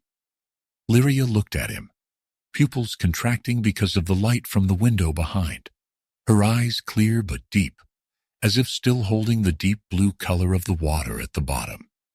Her throat vibrated lightly, those muscles there tightened, trying to pull up something like sound, as people try to pull an empty net from the sea surface. Her lips parted, the inner cut stinging, saliva mixed with a bit of light dissolved blood, leaving a blurred iron taste on the tongue that was no longer there. What escaped was only a hoarse, intermittent breath, not like speech, not like a moan, only like the sound of wind passing through a small gap between 2 rocks. No answer, only silence flowing out, thickening. The prince leaned back a bit, as if that sound had touched his ear with a needle tip, not painful, but causing discomfort.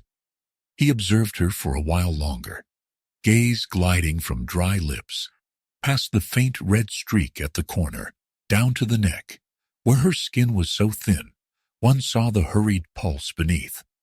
The salt smell was still around her, but under it had revealed the smell of human skin, gradually warming up. For someone used to living on shore, that was a sign she belonged to this world more than the seabed. Finally he exhaled. The smell of light wine and healing herbs breathed close to her face, then nodded as if accepting a fixed reality.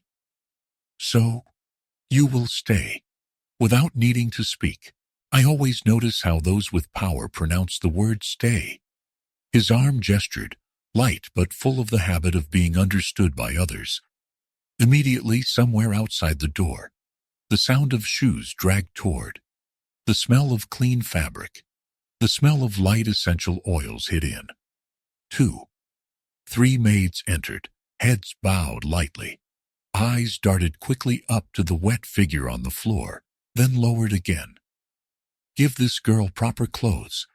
Care for the injuries, he said, his voice as if speaking about a rare object, just found rather than a human being. This is the benefactor who appeared just in time on my shore. I want her in the palace.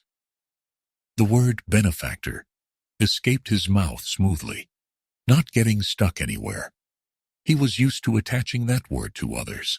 He still didn't know he was attaching it. In the wrong place once more. Maids approached, the smell of soap used, the smell of hands just touching folded fabric in chests, the smell of some cheap scent, applied to the neck to mask the kitchen smell, surrounded her. Hands smaller, fewer calluses compared to soldiers, gentler when lifting her up, but not because they feared she was in pain. They feared dropping the thing the prince just claimed was valuable. Lyria was pulled to a sitting position.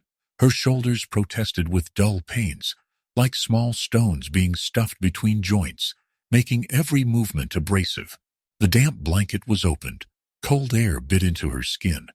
Along the spine were streaks of sand still clinging, like dry scales, no longer belonging to her. They looked down at her legs and hesitated a bit. The new feet, still full of transformation traces, skin not yet even in color, pale here, blue there, blue veins protruding clearly under the thin skin, fast pulse at the ankle, as if wanting to pop out. Toe tips were so sensitive that even the edge of coarse fabric grazing past made her shiver, as if dozens of tiny needles were stinging in. One maid reached out, intending to hold the ankle, turning to wash the sand. Fingertips touched exactly where the invisible knife was lying in the bone. Sharp pain flared up, the knife as if clicked straight, stabbing from heel to knee, making Lyria jerk her leg back. A faint breath broke out, as if being choked. That pain needed no translation. "Sorry," the girl whispered in fear. The smell of thin panic spread like vapor. "She must be more seriously injured than we thought." They switched to using wet towels, warm water, mixed with a bit of herbal ointment, applied to her legs, wiping away sand, salt streaks, tiny dried blood streaks. Warm water was different from seawater. It didn't embrace the whole body, but only flowed in streaks, trails, leaving behind patches of skin, flushed red from being touched.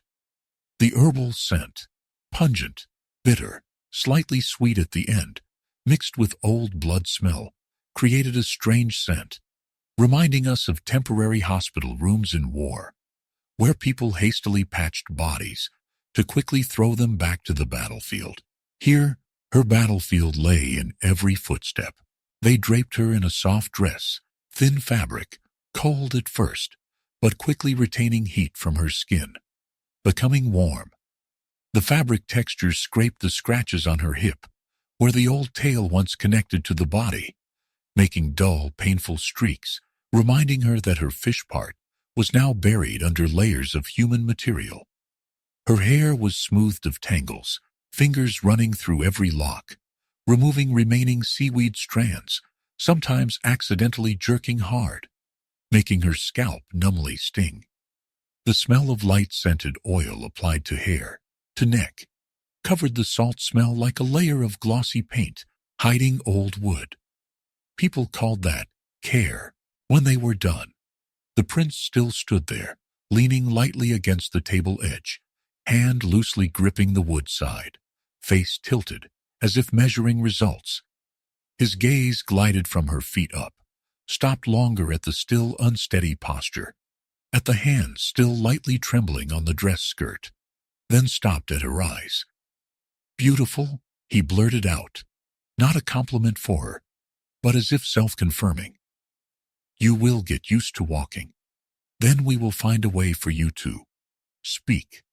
Without needing a voice, he said we but meant I. I have heard that kind of we many times. It always has the smell of one person deciding for two. She stayed, in a yet unnamed role. Those following days passed in a cold, repetitive rhythm. Waking up on a soft bed, but strange smell. Learning to stand, learning to walk, learning to fall, learning to pain. The room prepared for her faintly smelled of dried flowers hanging in the corner. The smell of clean fabric, the smell of old wood, sometimes mixed with rain smell from the ajar window. The stone floor was cold but flat, fully paved, not jagged like the beach stone. Every morning, maids pulled her to the middle of the room, held both her hands for her to try placing weight on legs. When soles touched the floor, the first sensation was not standing, but hundreds of small blades, folded in bones, simultaneously clicked out, pressing points into the inner skin, waiting for the next command. Every step was a silent metal choir. They told her to step one foot first, the other after. The front leg tried to advance, knee trembling, weight converged on one point. The knives placed there immediately stabbed deeper, making her think she just trod on an invisible broken glass shard. The back leg wanted to retreat, wanted to swish by tail habit, but new muscles, new bones, didn't allow it to contract in the old way. That disobedience made both legs ache. Both together stiffened in a posture almost dislocated. Whenever she almost fell, maids gave a small shout. Their hands tightened, fingernails dug into her arm skin, leaving pale moon marks then turning red.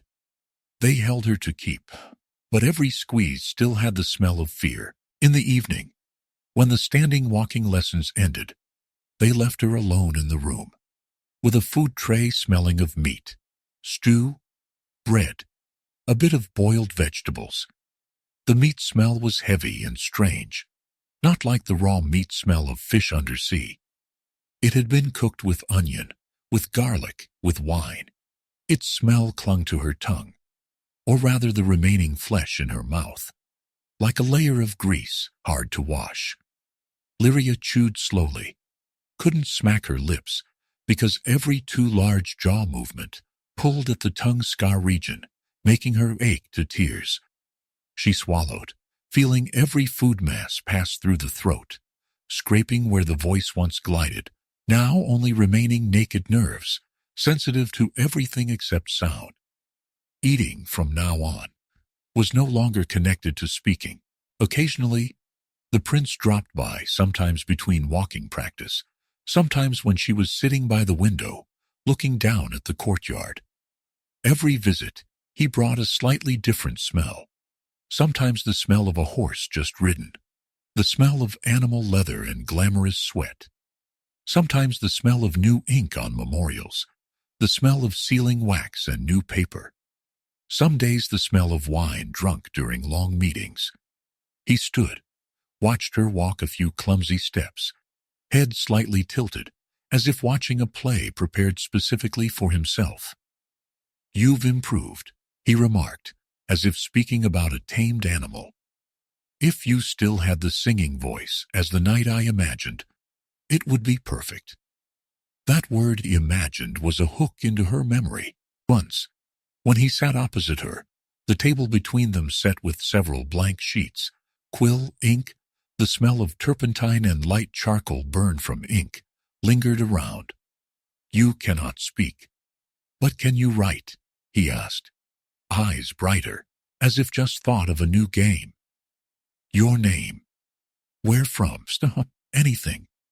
He pushed the pen toward her. His hand accidentally touched her wrist. His skin smelled closer, hotter, making her dizzy for a flourish. Lyria took a breath. Fingers trembling touched the smooth, cold pen body. It was different from shell, from coral, from things she used to touch undersea. It was another blade, the kind that could cut on paper. She dipped the nib into the ink, pulled up. A dark ink drop flowed along the body, touched the fingertip, leaving a greasy streak with a charcoal burn smell. On white paper, she tried to write a curve. That line in her head was the character used to call her name, Lyria, in the language of the sea. But right as she began to pull the stroke down, the knife in her leg bone clicked hard, as if jerked by string. A slash of pain cut across from sole up to spine, making her hand retract. The pen slipped from hand. The nib tip scratched a streak across the paper. The ink streak broke like a thin blood trail, not in letter form. The knife didn't allow her to tell the story another way. The pain made her double over. Both hands hugged her calves, fingernails scratched on skin, leaving white, then red streaks. The prince was startled. His chair pulled back. Chair legs scraped stone, making a screech. The smell of forcefully pulled wood hit up. "What's the matter?" he asked, voice mixed with a bit of confusion. And the smell was the smell of thin helplessness, like the smell of crumpled paper not yet discarded. "In pain? I told them to check your legs already." He turned to order servants to call the physician, sentences urgent, fast, as if wanting to fight what he didn't understand.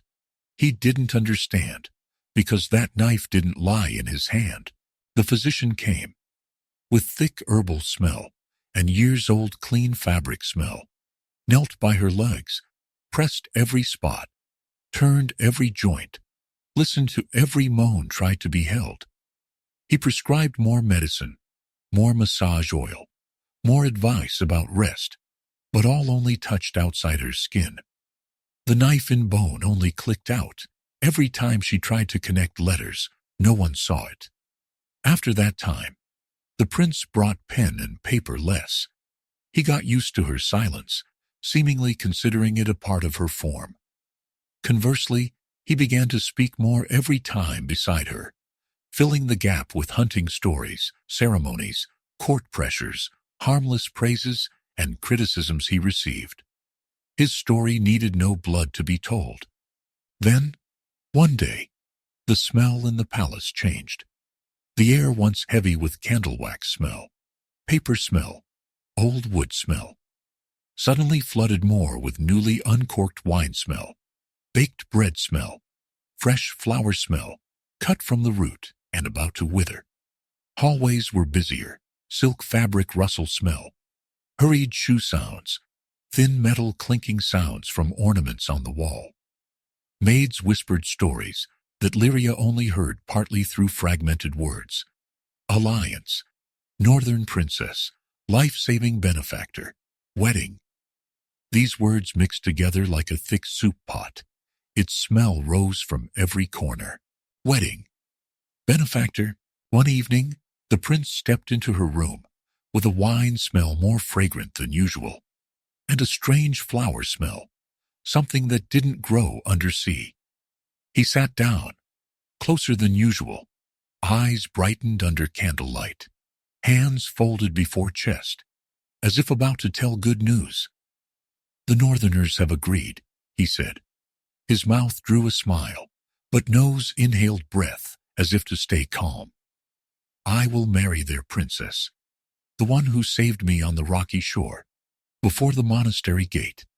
He stopped, looked at her, as if waiting to see how her face would change. The wine smell, flower smell, political hope smell radiated around him like a thick fragrance layer. None of it belonged to her. "Do you understand?" he continued, voice lowered, with something like confession. "It is a good thing for the kingdom, for me, for my people. They will sing about us as a beautiful story." He looked deep into her eyes, as if wanting to find in them a forgiveness he hadn't yet requested. His hand reached out, placed on her wrist, thumb stroked lightly, warm, close to the pulse running fast, as if wanting to escape from under her skin. "But I still want you to stay beside me," he said, gentle voice like coaxing a child. "You are quiet. I find peace sitting with you. You will understand, won't you?" That question, if answered truthfully, would bleed. Lyria looked at him, felt the knife in her leg bone click out every pulse, as if to remind her she didn't have much more to lose. In her head, the sea sound of the stormy night repeated. The image of her sister drifted back to the bottom. The memory bubble shattered on the black rock, glimpsed, all mixed into the flower smell, currant wine smell, creating a salty, dizzying spell. Her throat vibrated, a very small, very deep sound, like water being squeezed in a narrow tube, rose to the mouth, then was blocked by the tongueless void. She wanted to say no, wanted to say, "I saved you," wanted to say, "There are no songs about me." But every those word, when formed in head, was folded back by the knife in the bubble at the bottom, preventing them from passing.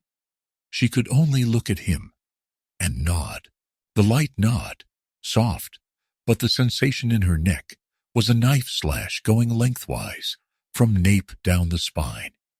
The prince exhaled in relief. His relief smelled like a warm breeze blowing across a cold water surface. "I knew you would understand," he said. Eyes softened, mouth lightly smiled, as if just received a blessing. "You will have a place beside me during the ceremony. They will see you. And know, I am one who doesn't forget a favor." He stood up, hand left her wrist, taking the warmth away. Where the finger once placed cooled very fast. like water flooding into a void. "You will dress beautifully," he added, voice returned to confident rhythm. "And walk very lightly, like that night on the beach, walking on knives." Those following days passed like a fabric strip being pulled taut. Every small thread in it creaked. The entire palace was flooded with preparation smell. New fabric smell being cut. Good wine smell opened ready in the cellar. Flower smell stuck thick to the point of suffocating. New candle wax smell poured into molds. Lyria was swept along like a stray fabric scrap. In the silk mass, measured, tried, turned, tied. No one asked how her skin felt under all those fabric layers. Every time she walked through the hallway, servants sniffed lightly, whispered to each other about the sea smell still lingering, as if talking about a stain, not yet washed off wedding gear. No one smelled the thin iron scent, sticking to her every footstep. The bride-to-be came, with a retinue crowded and noisy as a school of strange fish flooding into familiar waters. Her smell was different. Northern cold smell, snow smell melted on fabric, resin smell from distant forests, mixed with incense smell in the monastery where she lived. When the two were introduced, the space between them thickened because of things unsaid. The princess bowed, polite smile, eyes slightly wet with emotion, attached to the title Prince's Life-Saving Benefactor.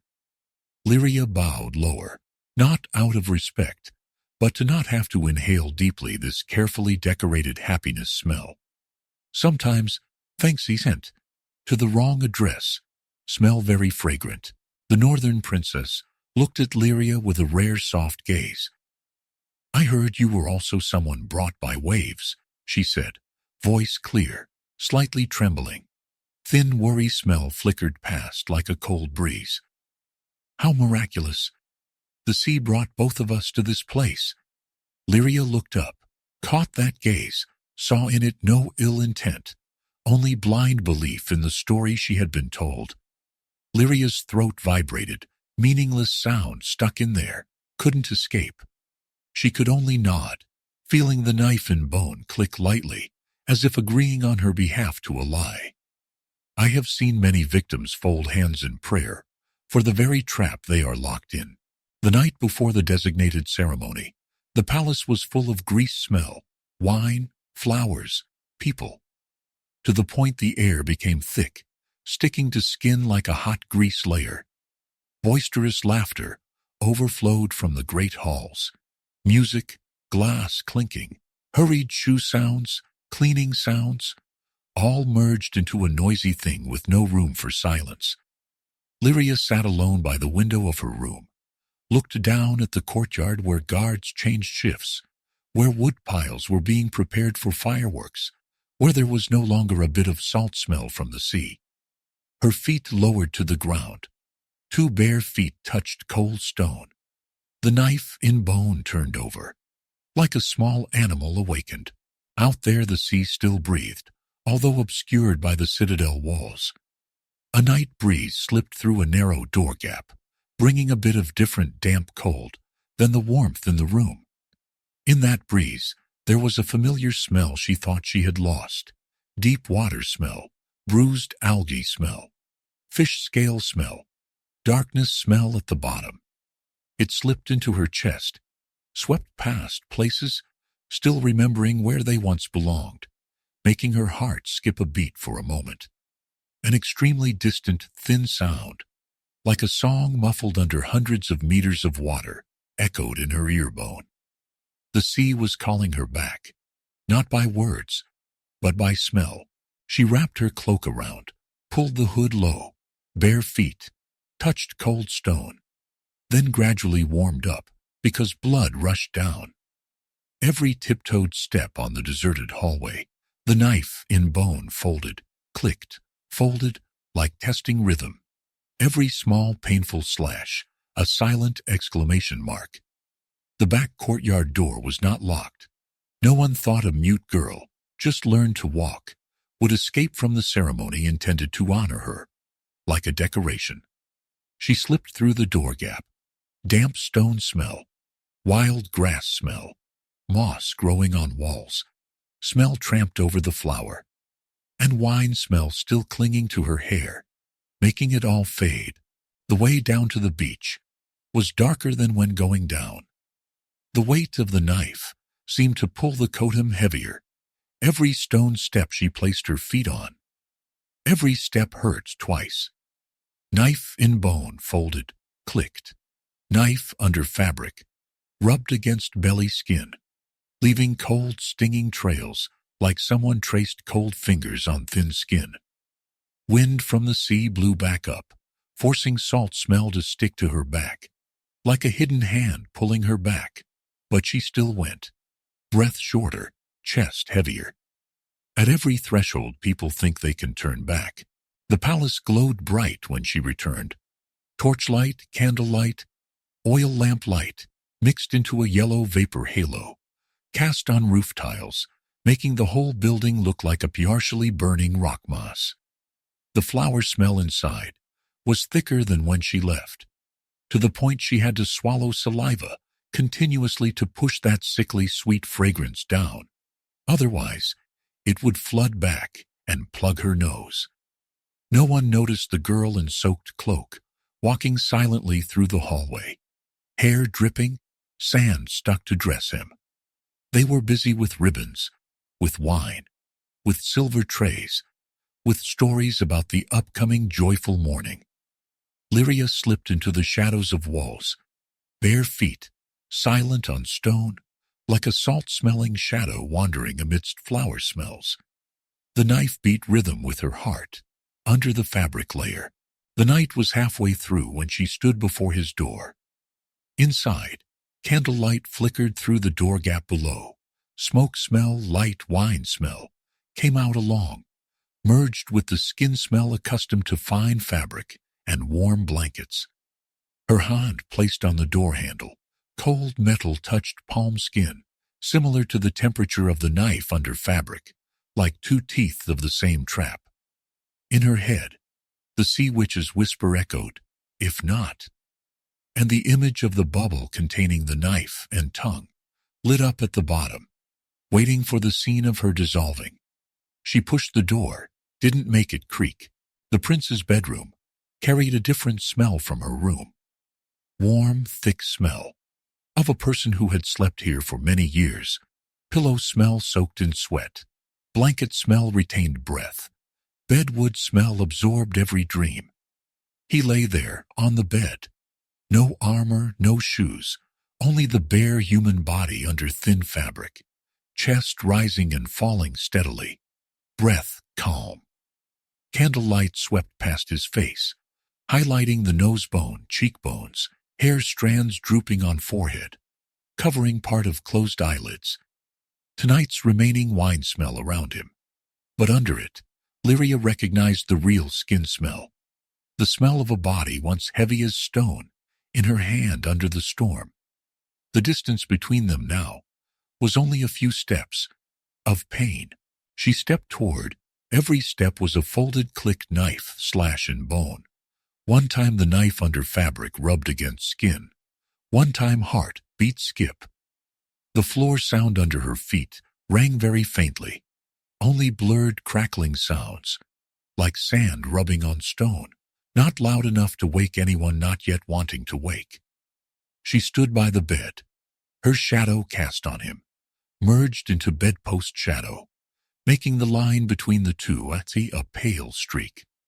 Her hand slipped inside the cloak. Fingers touched the knife handle.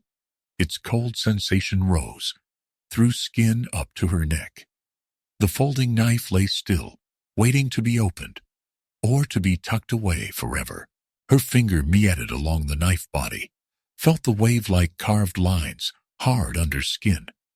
Every stroke touched her hand skin, cold yet stinging, like metallic tattoos.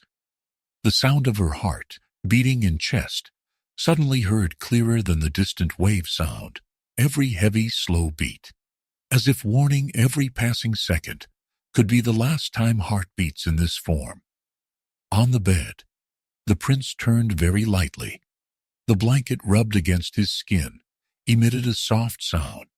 Body smell warmed up a bit, like reacting to the darkness standing right beside. Lyria leaned down, hair poured down, covering his face from her eyes, but not covering the smell, living human smell. The smell of one who had owed without knowing. Debt always has a smell. She slowly opened the knife. The folding joint clicked, a very small sound. But to her, it rang loud as seashell snapping sound right by the ear. The blade glided out, little by little, little by little. Candlelight caught the sharp edge, creating a thin white line, keen, cold, like a long fishbone strand. In that moment, Lyria felt as if in leg bones, the invisible knives also simultaneously clicked out, responding to the click of the steel brother. The air in the room contracted thicker, candle wax smell, wood smell, skin smell. Withered flower smell merged with iron smell from the blade, making breathing also a form of drinking poison. This knife was born to go into flesh, not to lie in the hand. She brought the blade closer. Every centimeter of movement in air was a long distance in her head, full of images. Sister drifting down the abyss, black rock, bubble containing tongue and voice, the witch whispering his blood will return you. The knife tip stopped on his chest, exactly where the thin nightshirt fabric traced according to heartbeat. Under that, his skin was warm, flesh soft. Ribs didn't know they were about to be called. She could feel the heat from his body flooding up to the metal, making the blade less cold a bit, like it was being acquainted with the future victim's warmth. Her fingers tightened around the knife hilt. Sweat or remaining seawater made the handle slippery a bit, making her have to grip tighter, like one fearing to lose more thing if hand let go. Just need to push. She didn't hear the witch's voice now, didn't hear sister's knife. All sound retracted into one rhythm, his heart beating steadily under the knife tip. It was not hurried, not afraid, not apologetic. It beat as if sleeping under a safe roof was natural. She wondered very fleetingly, if the knife tip plunged down, how that rhythm would make the knife vibrate before going out. In that moment, she smelled clearly his smell. Not the prince's smell, not office smell, but the smell of one who had been panicked underwater, then forgot. Killing a human is easier than killing the story he lives in. The knife lowered a bit more. The tip touched fabric to push the fabric thread down. A thin thread snapped out, stuck to the blade, vibrated lightly. Just a bit of force was enough to pierce through shirt, through skin, through soft flesh, through the beating blood bag. Blood would flood around the blade, flow down the bed, soak through the mattress, drip every drop to the cool stone floor. Then, if she was skilled enough, she could drag that heavy body to the window, let his blood fall to the sea under the citadel wall. That image was so clear, she almost could smell the hot blood rising, heavy, thick, overpowering the wedding flower smell outside. At the bottom, the folding knife, wrapped in bubble, surely was vibrating, waiting. While in leg bones, invisible knives simultaneously folded, waiting for the command sound. Then he sighed a breath and murmured a name, not her name. His breath dragged a dreamy whisper, strange syllable, soft. Was the northern princess's name, his paperwork benefactor. That sound, though distorted by sleep, still carried affectionate smell, the smell of stories he had practiced telling before the mirror, about, "She saved me before the monastery gate," light footing up from behind her. The injustice was not in her not being called by name, but in the name called, carrying the scent stream of a lie, told too many times, so it smelled real. The knife in her hand vibrated, not because her hand was weak, but because her head was full of smells. I also smell there the smell of lullabies, for children with stories cut half-truth. The knife tip still touched his chest, But she realized a brutal thing. Killing him now only killed one person, not the story. The court would call it a tragedy the night before the wedding, would build a statue for him, would tell more story about her as the mute girl gone mad with jealousy. Her and his blood would merge into another play, strangely more fragrant to the listener's ear. The sea could take her back, could return her to tail, to deep, to sisters. But every mouth on shore would still mention the wrong name of the one who saved him. The knife would play the role of the beautiful ending in a wrong story. And she was mute again, only different place. Her hand slackened a bit. The knife tip left his chest a small distance, enough for the shirt fabric to stop being tense. In leg bones, invisible knives clicked hard one rhythm, as if protesting, as if insulted because the stab didn't happen. The bubble containing the tongue at the bottom, I guess, also contracted uneasily. The pain jolted up from ankle, ran along bone shaft, hit hip, then drifted across spine, forcing her to gnash teeth, to not let out a meaningless scream.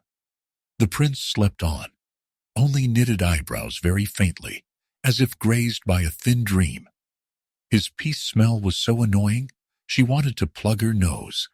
Killing or not killing him, both didn't return the voice to her. Lyria looked up, looked around the room, eyes accustomed to the intermittent candlelight darkness. Her gaze stopped at another object, the small flag embroidered with the royal crest, hanging right over the bed. Fabric surface cast shadow on wall. Fut-futting, according to the light breeze through the door gap.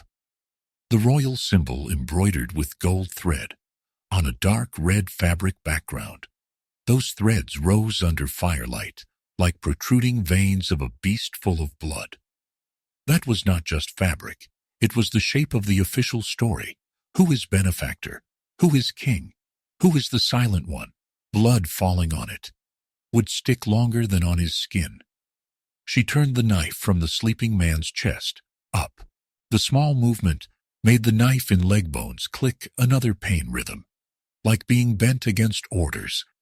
She faltered, free hand clung to bedpost, to not fall.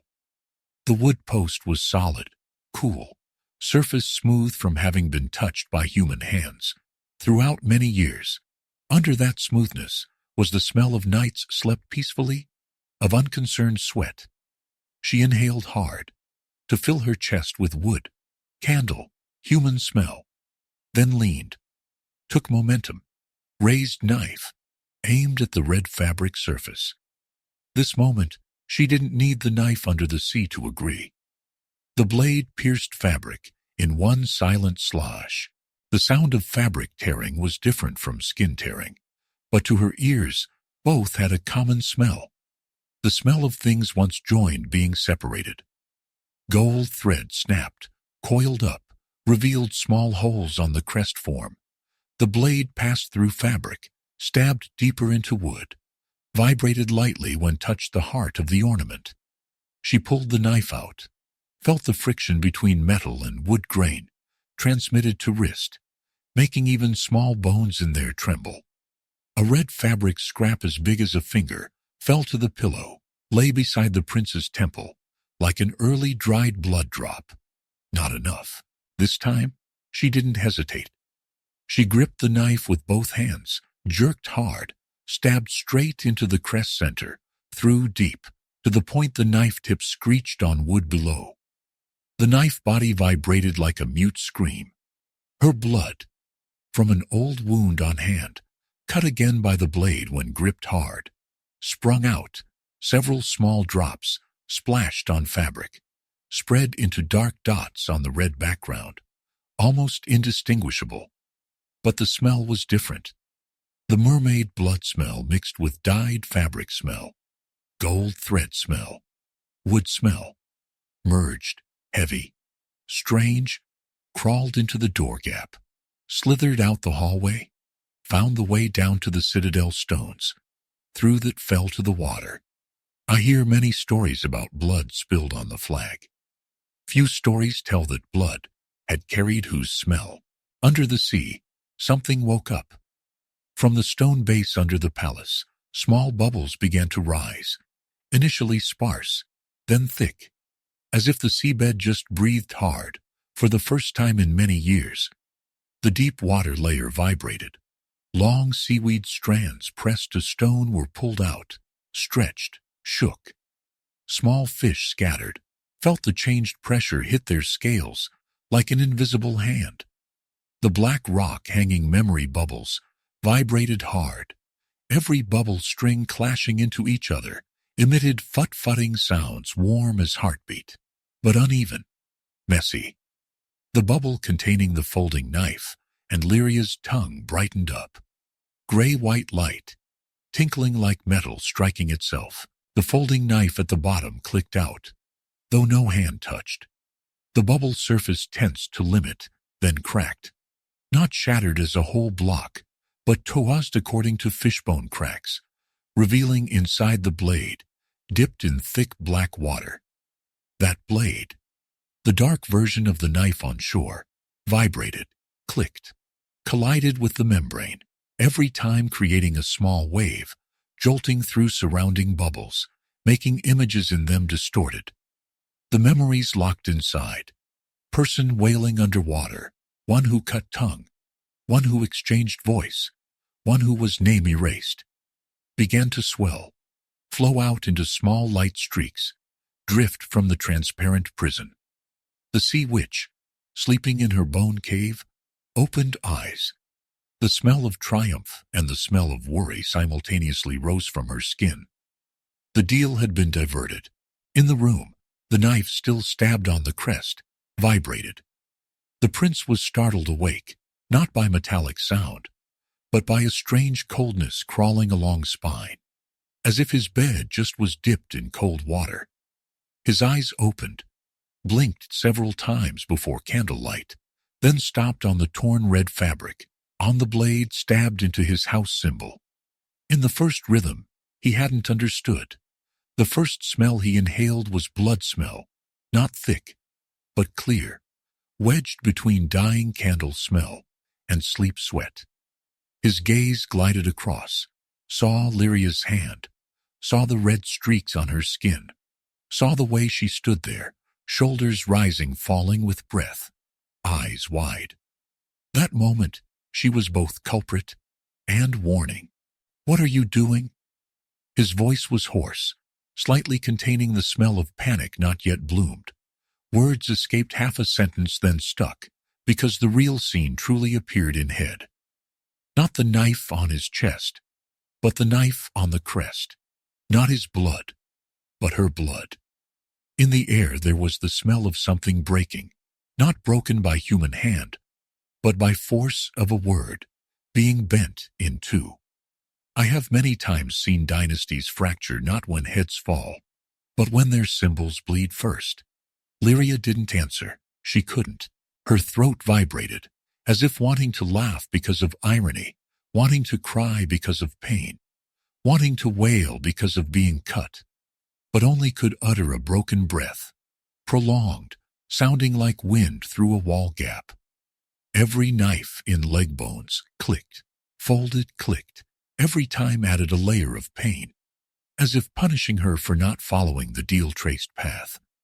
But somewhere deep in that pain, there was a bit, light, like the rope tied around her neck, was loosened by one knot, not unfastened, but no longer suffocating as before. Outside, the water began to rise. The citadel wall vibrated very lightly, as if the deep base stones just bucked the rider on its back. Wine barrels and cellar lightly collided. Red wine drops fell out cracked lids. Their smell flooded more into the already thick air. In the chapel where the bride was sleeping, holy water in the basin swayed, overflowed a drop to the edge, dripped to the stone floor, sounding like the first footstep of the storm.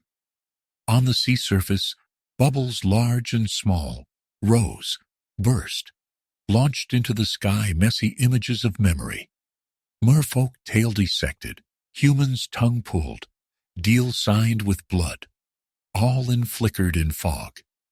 Truth doesn't ascend the shore by ladder. It rises by bubbles. In the room, candlelight suddenly tilted. Flames swayed, although no wind. The prince leaped up, bare feet on cold floor. Face winced when felt the torn crest fabric piece fall beside. He jerked knife from fabric. Red blood on blade glowed in eyes. "You intended to kill me?" he asked. But the question weakened when he saw the knife stab direction. "Or kill this thing?"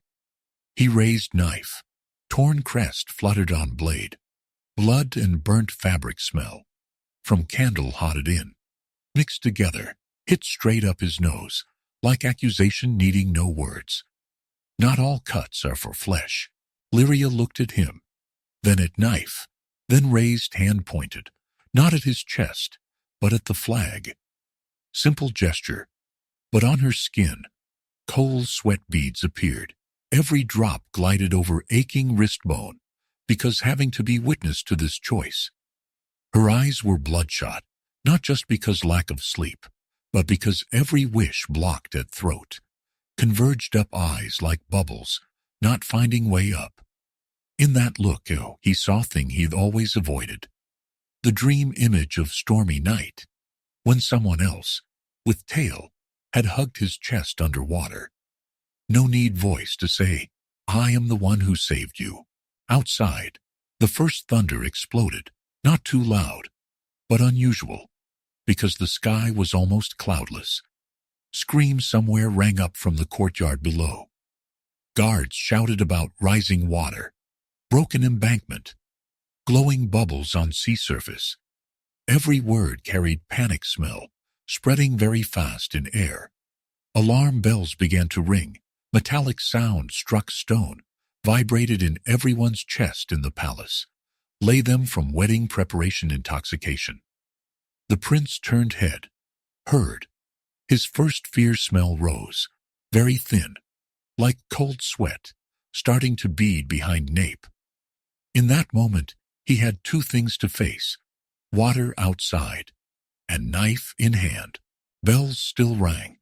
Every metallic rhythm struck air, swept clean from the room, the previous warm sleep smell, replaced with panic smell rising from courtyard below. The prince tightened hilt, knuckles white.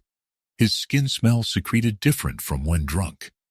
More pungent, slightly salty, carrying the flavor of sweat glands jerked from peaceful state. He looked at the torn crest, looked at blood streak on fabric, then looked at Lyria, as if first time saw her not as a soft shadow sitting by the window. In his eyes flashed something like fear, but not only fear of water outside. Fear even that right in this room no longer obeyed him. "You—" He opened mouth, then swallowed back, voice stuck in middle, as if his own throat also suddenly realized words could be retracted like tongue. Hurried footsteps outside hallway pulled him back. Servants hot. Hawang knocked door. Smoke smell. Rainwater smell fut in. Wet fabric smell rose from soldier clothes. "Sir, water!" a person shouted, voice broken. Seawater is rising close to wall base. Glowing bubbles. An unusual wave crash. Every word they said breathed into room like hot vapor. But beneath, Lyria smelled different smell. Old contract smell being pulled taut to limit. The sea doesn't voice by human language, but it knows to knock door just in time. The prince staggered toward the door, knife still in hand. Eyes blinked fast, as if wanting to cover the torn scene in room, another layer of reason. Passing her, he stopped. Only one rhythm. His warm skin smell mixed with cold salt smell, still lingering on her hair, created a sharp, sour mixture. "Stay here," he said. Voice had regained a bit of command, although under that was the tense vein of panic. "I will. Settle the matter outside. Then we will talk about this." He raised knife, as if evidence that this matter still lay in his hand, then turned, opened door. No one settles water with a knife. Door burst open. Night wind hit in, bringing rain smell from north, seawater smell pelted on stone, foam burst smell, moss smell peeled from wall base, screams running, armor clashing, wood snapping, all dived into room, like diving into an empty cave. The prince disappeared after the door frame. His shadow merged into the hurried crowd in hallway, brought the knife, the blade carrying her blood, into chaos. Lyria stood back, alone, between the room now pungent with fierce smell, not belonging to her, while knife in leg bone vibrated as if wanting to run after. She couldn't run as fast as a knife. She stepped from bedpost shadow, every step a painful slash, like sharp stone sliding in bone. But outside, the water striking the wall was sharper. Doors still open, long hallway overflowed torchlight. Smoke rose in thin streaks, mixed with melting wax smell and guard sweat. She dragged her legs, heels struck stone, soles like trod on a row of inclined blades. But knives didn't pierce out. They only reminded her where she signed. Reached the hallway end, she looked down at the courtyard. The palace was gasping. Seawater had flooded the low floors, mixed with mud and trash, became a heavy, murky water, embraced the wall base as if wanting to drag the whole building down. Glowing bubbles of all colors rose from sewers, from drainage ditches, from gaps between paving stones. They popped cracklingly, left on the ground blurred light streaks like new bruises. People's screams piled up. Fear smell, urine smell. Sudden disillusionment smell rose, like hot vapor from rain-struck road. On the citadel wall, soldiers pointed spears out, not at flesh enemy, but at the churning sea surface, strange blue light foam, as if hundreds of eyes under there were watching them. Sea brought more smells than swords and spears. Further out, near the wall base, heads rose, long wet hair bet, eyes large, bright, skin cold, tails swished under murky water. Lyria's sisters, along with other merfolk, rose right at the stone and water boundary. Deep water smell around them, heavier than death smell. They sang, but not lullabies, not party songs. Their song split the air, every sound like thin blade, glided past soldier ears, made many clutch head, fell, mouth shouted without knowing whom. In every note, there was the smell of cut tongue, of tail dissected, of pacts written with blood, read back with black ink. I hear those songs, and feel cold to the bone. The prince appeared on the wall, clothes hurried, feet still bare. Every step he placed on wet stone was a footprint, carrying panicked human skin smell. The folding knife in hand, not the sea's sun, but the knife stained with her blood, waved torchlight on blade, like a small fish turning before being pulled from water. He looked down, saw faces underwater, saw eyes very like eyes had looked at him under storm, but now no longer just one. In a flash, recognition smell spread around him, like burnt paper smell, fast, sharp, irrecoverable. He no longer had place to hide from the real story. I have kept the pact with you, he shouted down, voice trembling, broken several places, defensive smell pungent. I marry the princess, the savior on the rocky shore. What does the sea have to demand more? Laughter broke from the water surface, not resounding, but soaking. It was not joyful laughter, but bubble pop sound close to ear, left cold sensation on skin. Lyria's eldest sister looked up, voice resonant yet hoarse, because of things cut from oneself to get that knife. The price, she said, every word heavy, is not for telling the wrong story. Bubbles around them swelled as she spoke. Lyria stood above, a hands clutched railing, fingernails scratched stone, to keep body not falling, hot grinding stone smell under skin. Knife in leg bone clicked rhythm, with every sound echoing up from the sea, as if wanting to slash her skin, open from inside to crawl out, run toward their steel kin. In her throat, where tongue once lay, numbness turned to burning sting, like hundreds of small burns cracking, waiting for thing to flood up. She opened mouth, but not to speak.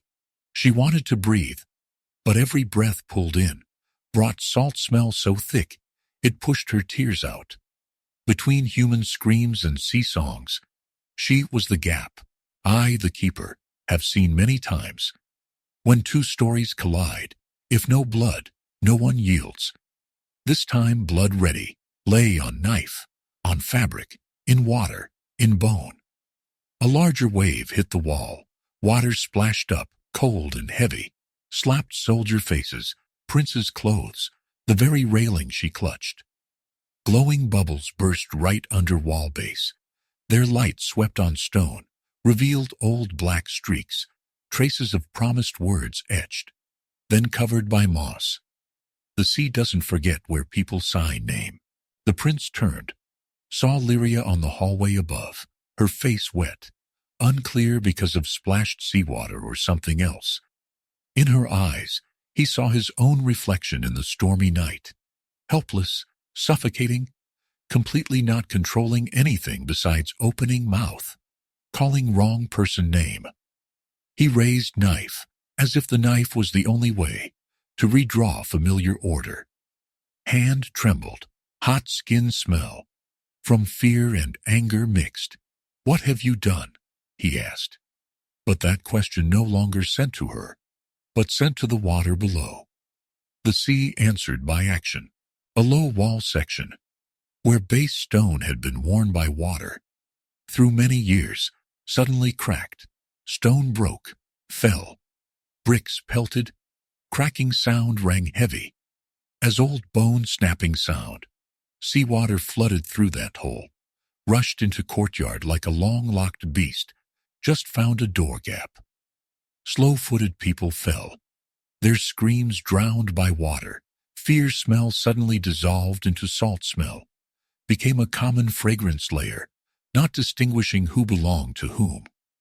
Wedding flowers, towels, flags, chairs, and tables, prepared for next morning's ceremony, were swept into the current, erased every decorative detail of happily ever after story. Sea justice always damp, heavy, and not poetic at all. Amidst chaos, Lyria felt her feet, not standing steady anymore. Ground under her feet vibrated. Knife in bone clicked continuously, not by walking rhythm, but by rhythm of crack, spreading under stone. A ceiling section above creaked. Stone debris fell. Stone dust had dry, choking smell, filled her lungs, mixed with salt smell, made every breath a scrape inside. A large boulder, loose from before, was shaken last time, popped from position, and fell to the hallway, exactly where she was standing. Sometimes, the story doesn't wait for anyone to finish choosing before collapsing. In that moment, everything slowed. Screams prolonged, falling stone smell, imagined blood smell, wood snapping smell from ceiling, all sucked into one point. Lyria didn't have time to think. Her body, once taught to plunge into the storm, did the most familiar thing: push. She lunged across, collided with the prince from the side. He had turned back from the railing, intended to run back in. Two bodies collided, skin smell, sweat smell, salt smell mixed, heavy as storm in a narrow air patch. Impact force enough to hurl him from the falling stone path, and she did not. Stone struck down on her new legs, cold and dry weight, crushed into bones, just cast by the witch's potion. Breaking sound didn't ring loud, but she heard very clearly in head. Human bone timbre, different from coral or shell snapping, has a hollow in middle. The pain not like any invisible knife slash before. It was thick, deep, spread wide, not just slashed through bone but crushed, turned them into damp powder mixed with blood. She didn't fall completely to the water. Upper body still caught on stone edge, hands clutched railing, lower body trapped under stone, legs, things she exchanged for tongue. Now, only two useless, painful masses. The knife in her bones finally had thing to cut completely. The prince, hurled in, slid on wet floor, hit back against wall, breath knocked from lungs. He took a rhythm to understand what happened, took another rhythm to smell blood, just overflowed from under the boulder. Not his blood. The knife in his hand fell, stabbed into the puddle mixed with blood at feet. Blade vibrated, iron smell rose, merged with salt smell, damp stone smell. He crawled toward, hands slid on floor, knees hit stone edge, didn't feel his own pain before the thing happening before eyes. Lyria breathed sharply, every breath another knife stabbed in chest. Water began to invade the hallway, cold, heavy, crawled over floor, touched her fingers first, then slowly crawled up arms. Seawater embraced a sensation on skin, like meeting again a relative who changed face. Both familiar, both distant. It was colder, more aggressive, older, carrying smell of too many corpses and sounds. In her throat, the void no longer was numb. It was burning hot, like someone placed a fire wire around, where tongue once clung. Tightened gradually, tightened gradually. Her eyes wide, pupils vibrated. Tears, this time not seawater, mixed with rising salt water, flowed down cheeks. It's too different, bitterer. There are times pain opens more than closes. At the bottom, the bubble containing the knife and tongue, already cracked, now burst completely. Black fluid overflowed from inside, like ink poured from a pouch, merged into surrounding water, dyed a long dark streak, passing through the black rock. That dark blade clicked out from the prison, launched up, not in a straight line, but by smell line. It went against the new blood smell stream, salt smell from shore, broken stone smell. The sea witch gave a short laugh, not joyful, also not sad. Its smell was acceptance smell. The deal was broken in a way no one pre-calculated, so the price must be shared again. Her voice also didn't want to lie still anymore. The tongue, the pink flesh piece dried hard in the bubble, dissolved, no longer had specific form, only a blurred light fiber mass, like visualized sound lines. Those fibers drifted after the blade, wrapped around it, covered the cold metal with a layer of remembering. When the dark blade touched the invisible wall, between sea and shore, it didn't pierce stone, but pierced bone. Her bone. In the flooded hallway, Lyria shivered hard once. The first sensation was not more pain, but opening wide. From souls, where bones crushed, a new cold stream ran up. Due to no bone structure to block, it launched straight into marrow, then up spine, then up neck. Her throat, where once cut, suddenly felt full. Not full with flesh, but with a pressure, like thousands of small bubbles, simultaneously finding way through a narrow gap. She opened mouth, not to breathe, not to speak, but because if not open, her head would explode because of pressure going up from below. A cold, salty, heavy water stream escaped from deep within, didn't go through lungs, but through exactly the void where tongue lost, brought along deep smell, algae smell, fishbone smell, memory smell. And in that water stream was her voice, but it didn't return as a song. It returned as a wail, long, deep, compressed, mixed of all words not yet spoken. I saved you. They cut me. My blood lies on your crest. The sea is paid. No language fully wrapped, but all smells of those sentences were in that sound. Sound launched through hallway, through prince ears, through soldier ears, through maid ears, pierced through walls, through mortar, through stone, touched every crack the seawater had hollowed. Whoever heard, also didn't understand my words, but their bodies understood. Back cold, nape hair stood, heart skipped a beat. Thin shame smell rose from skin of those who had told different story to easily sleep. Her voice, now, was a knife lying on every tongue. The prince knelt beside her, his hand touched her shoulder. Human pleading smell mixed with salt smell hit her face.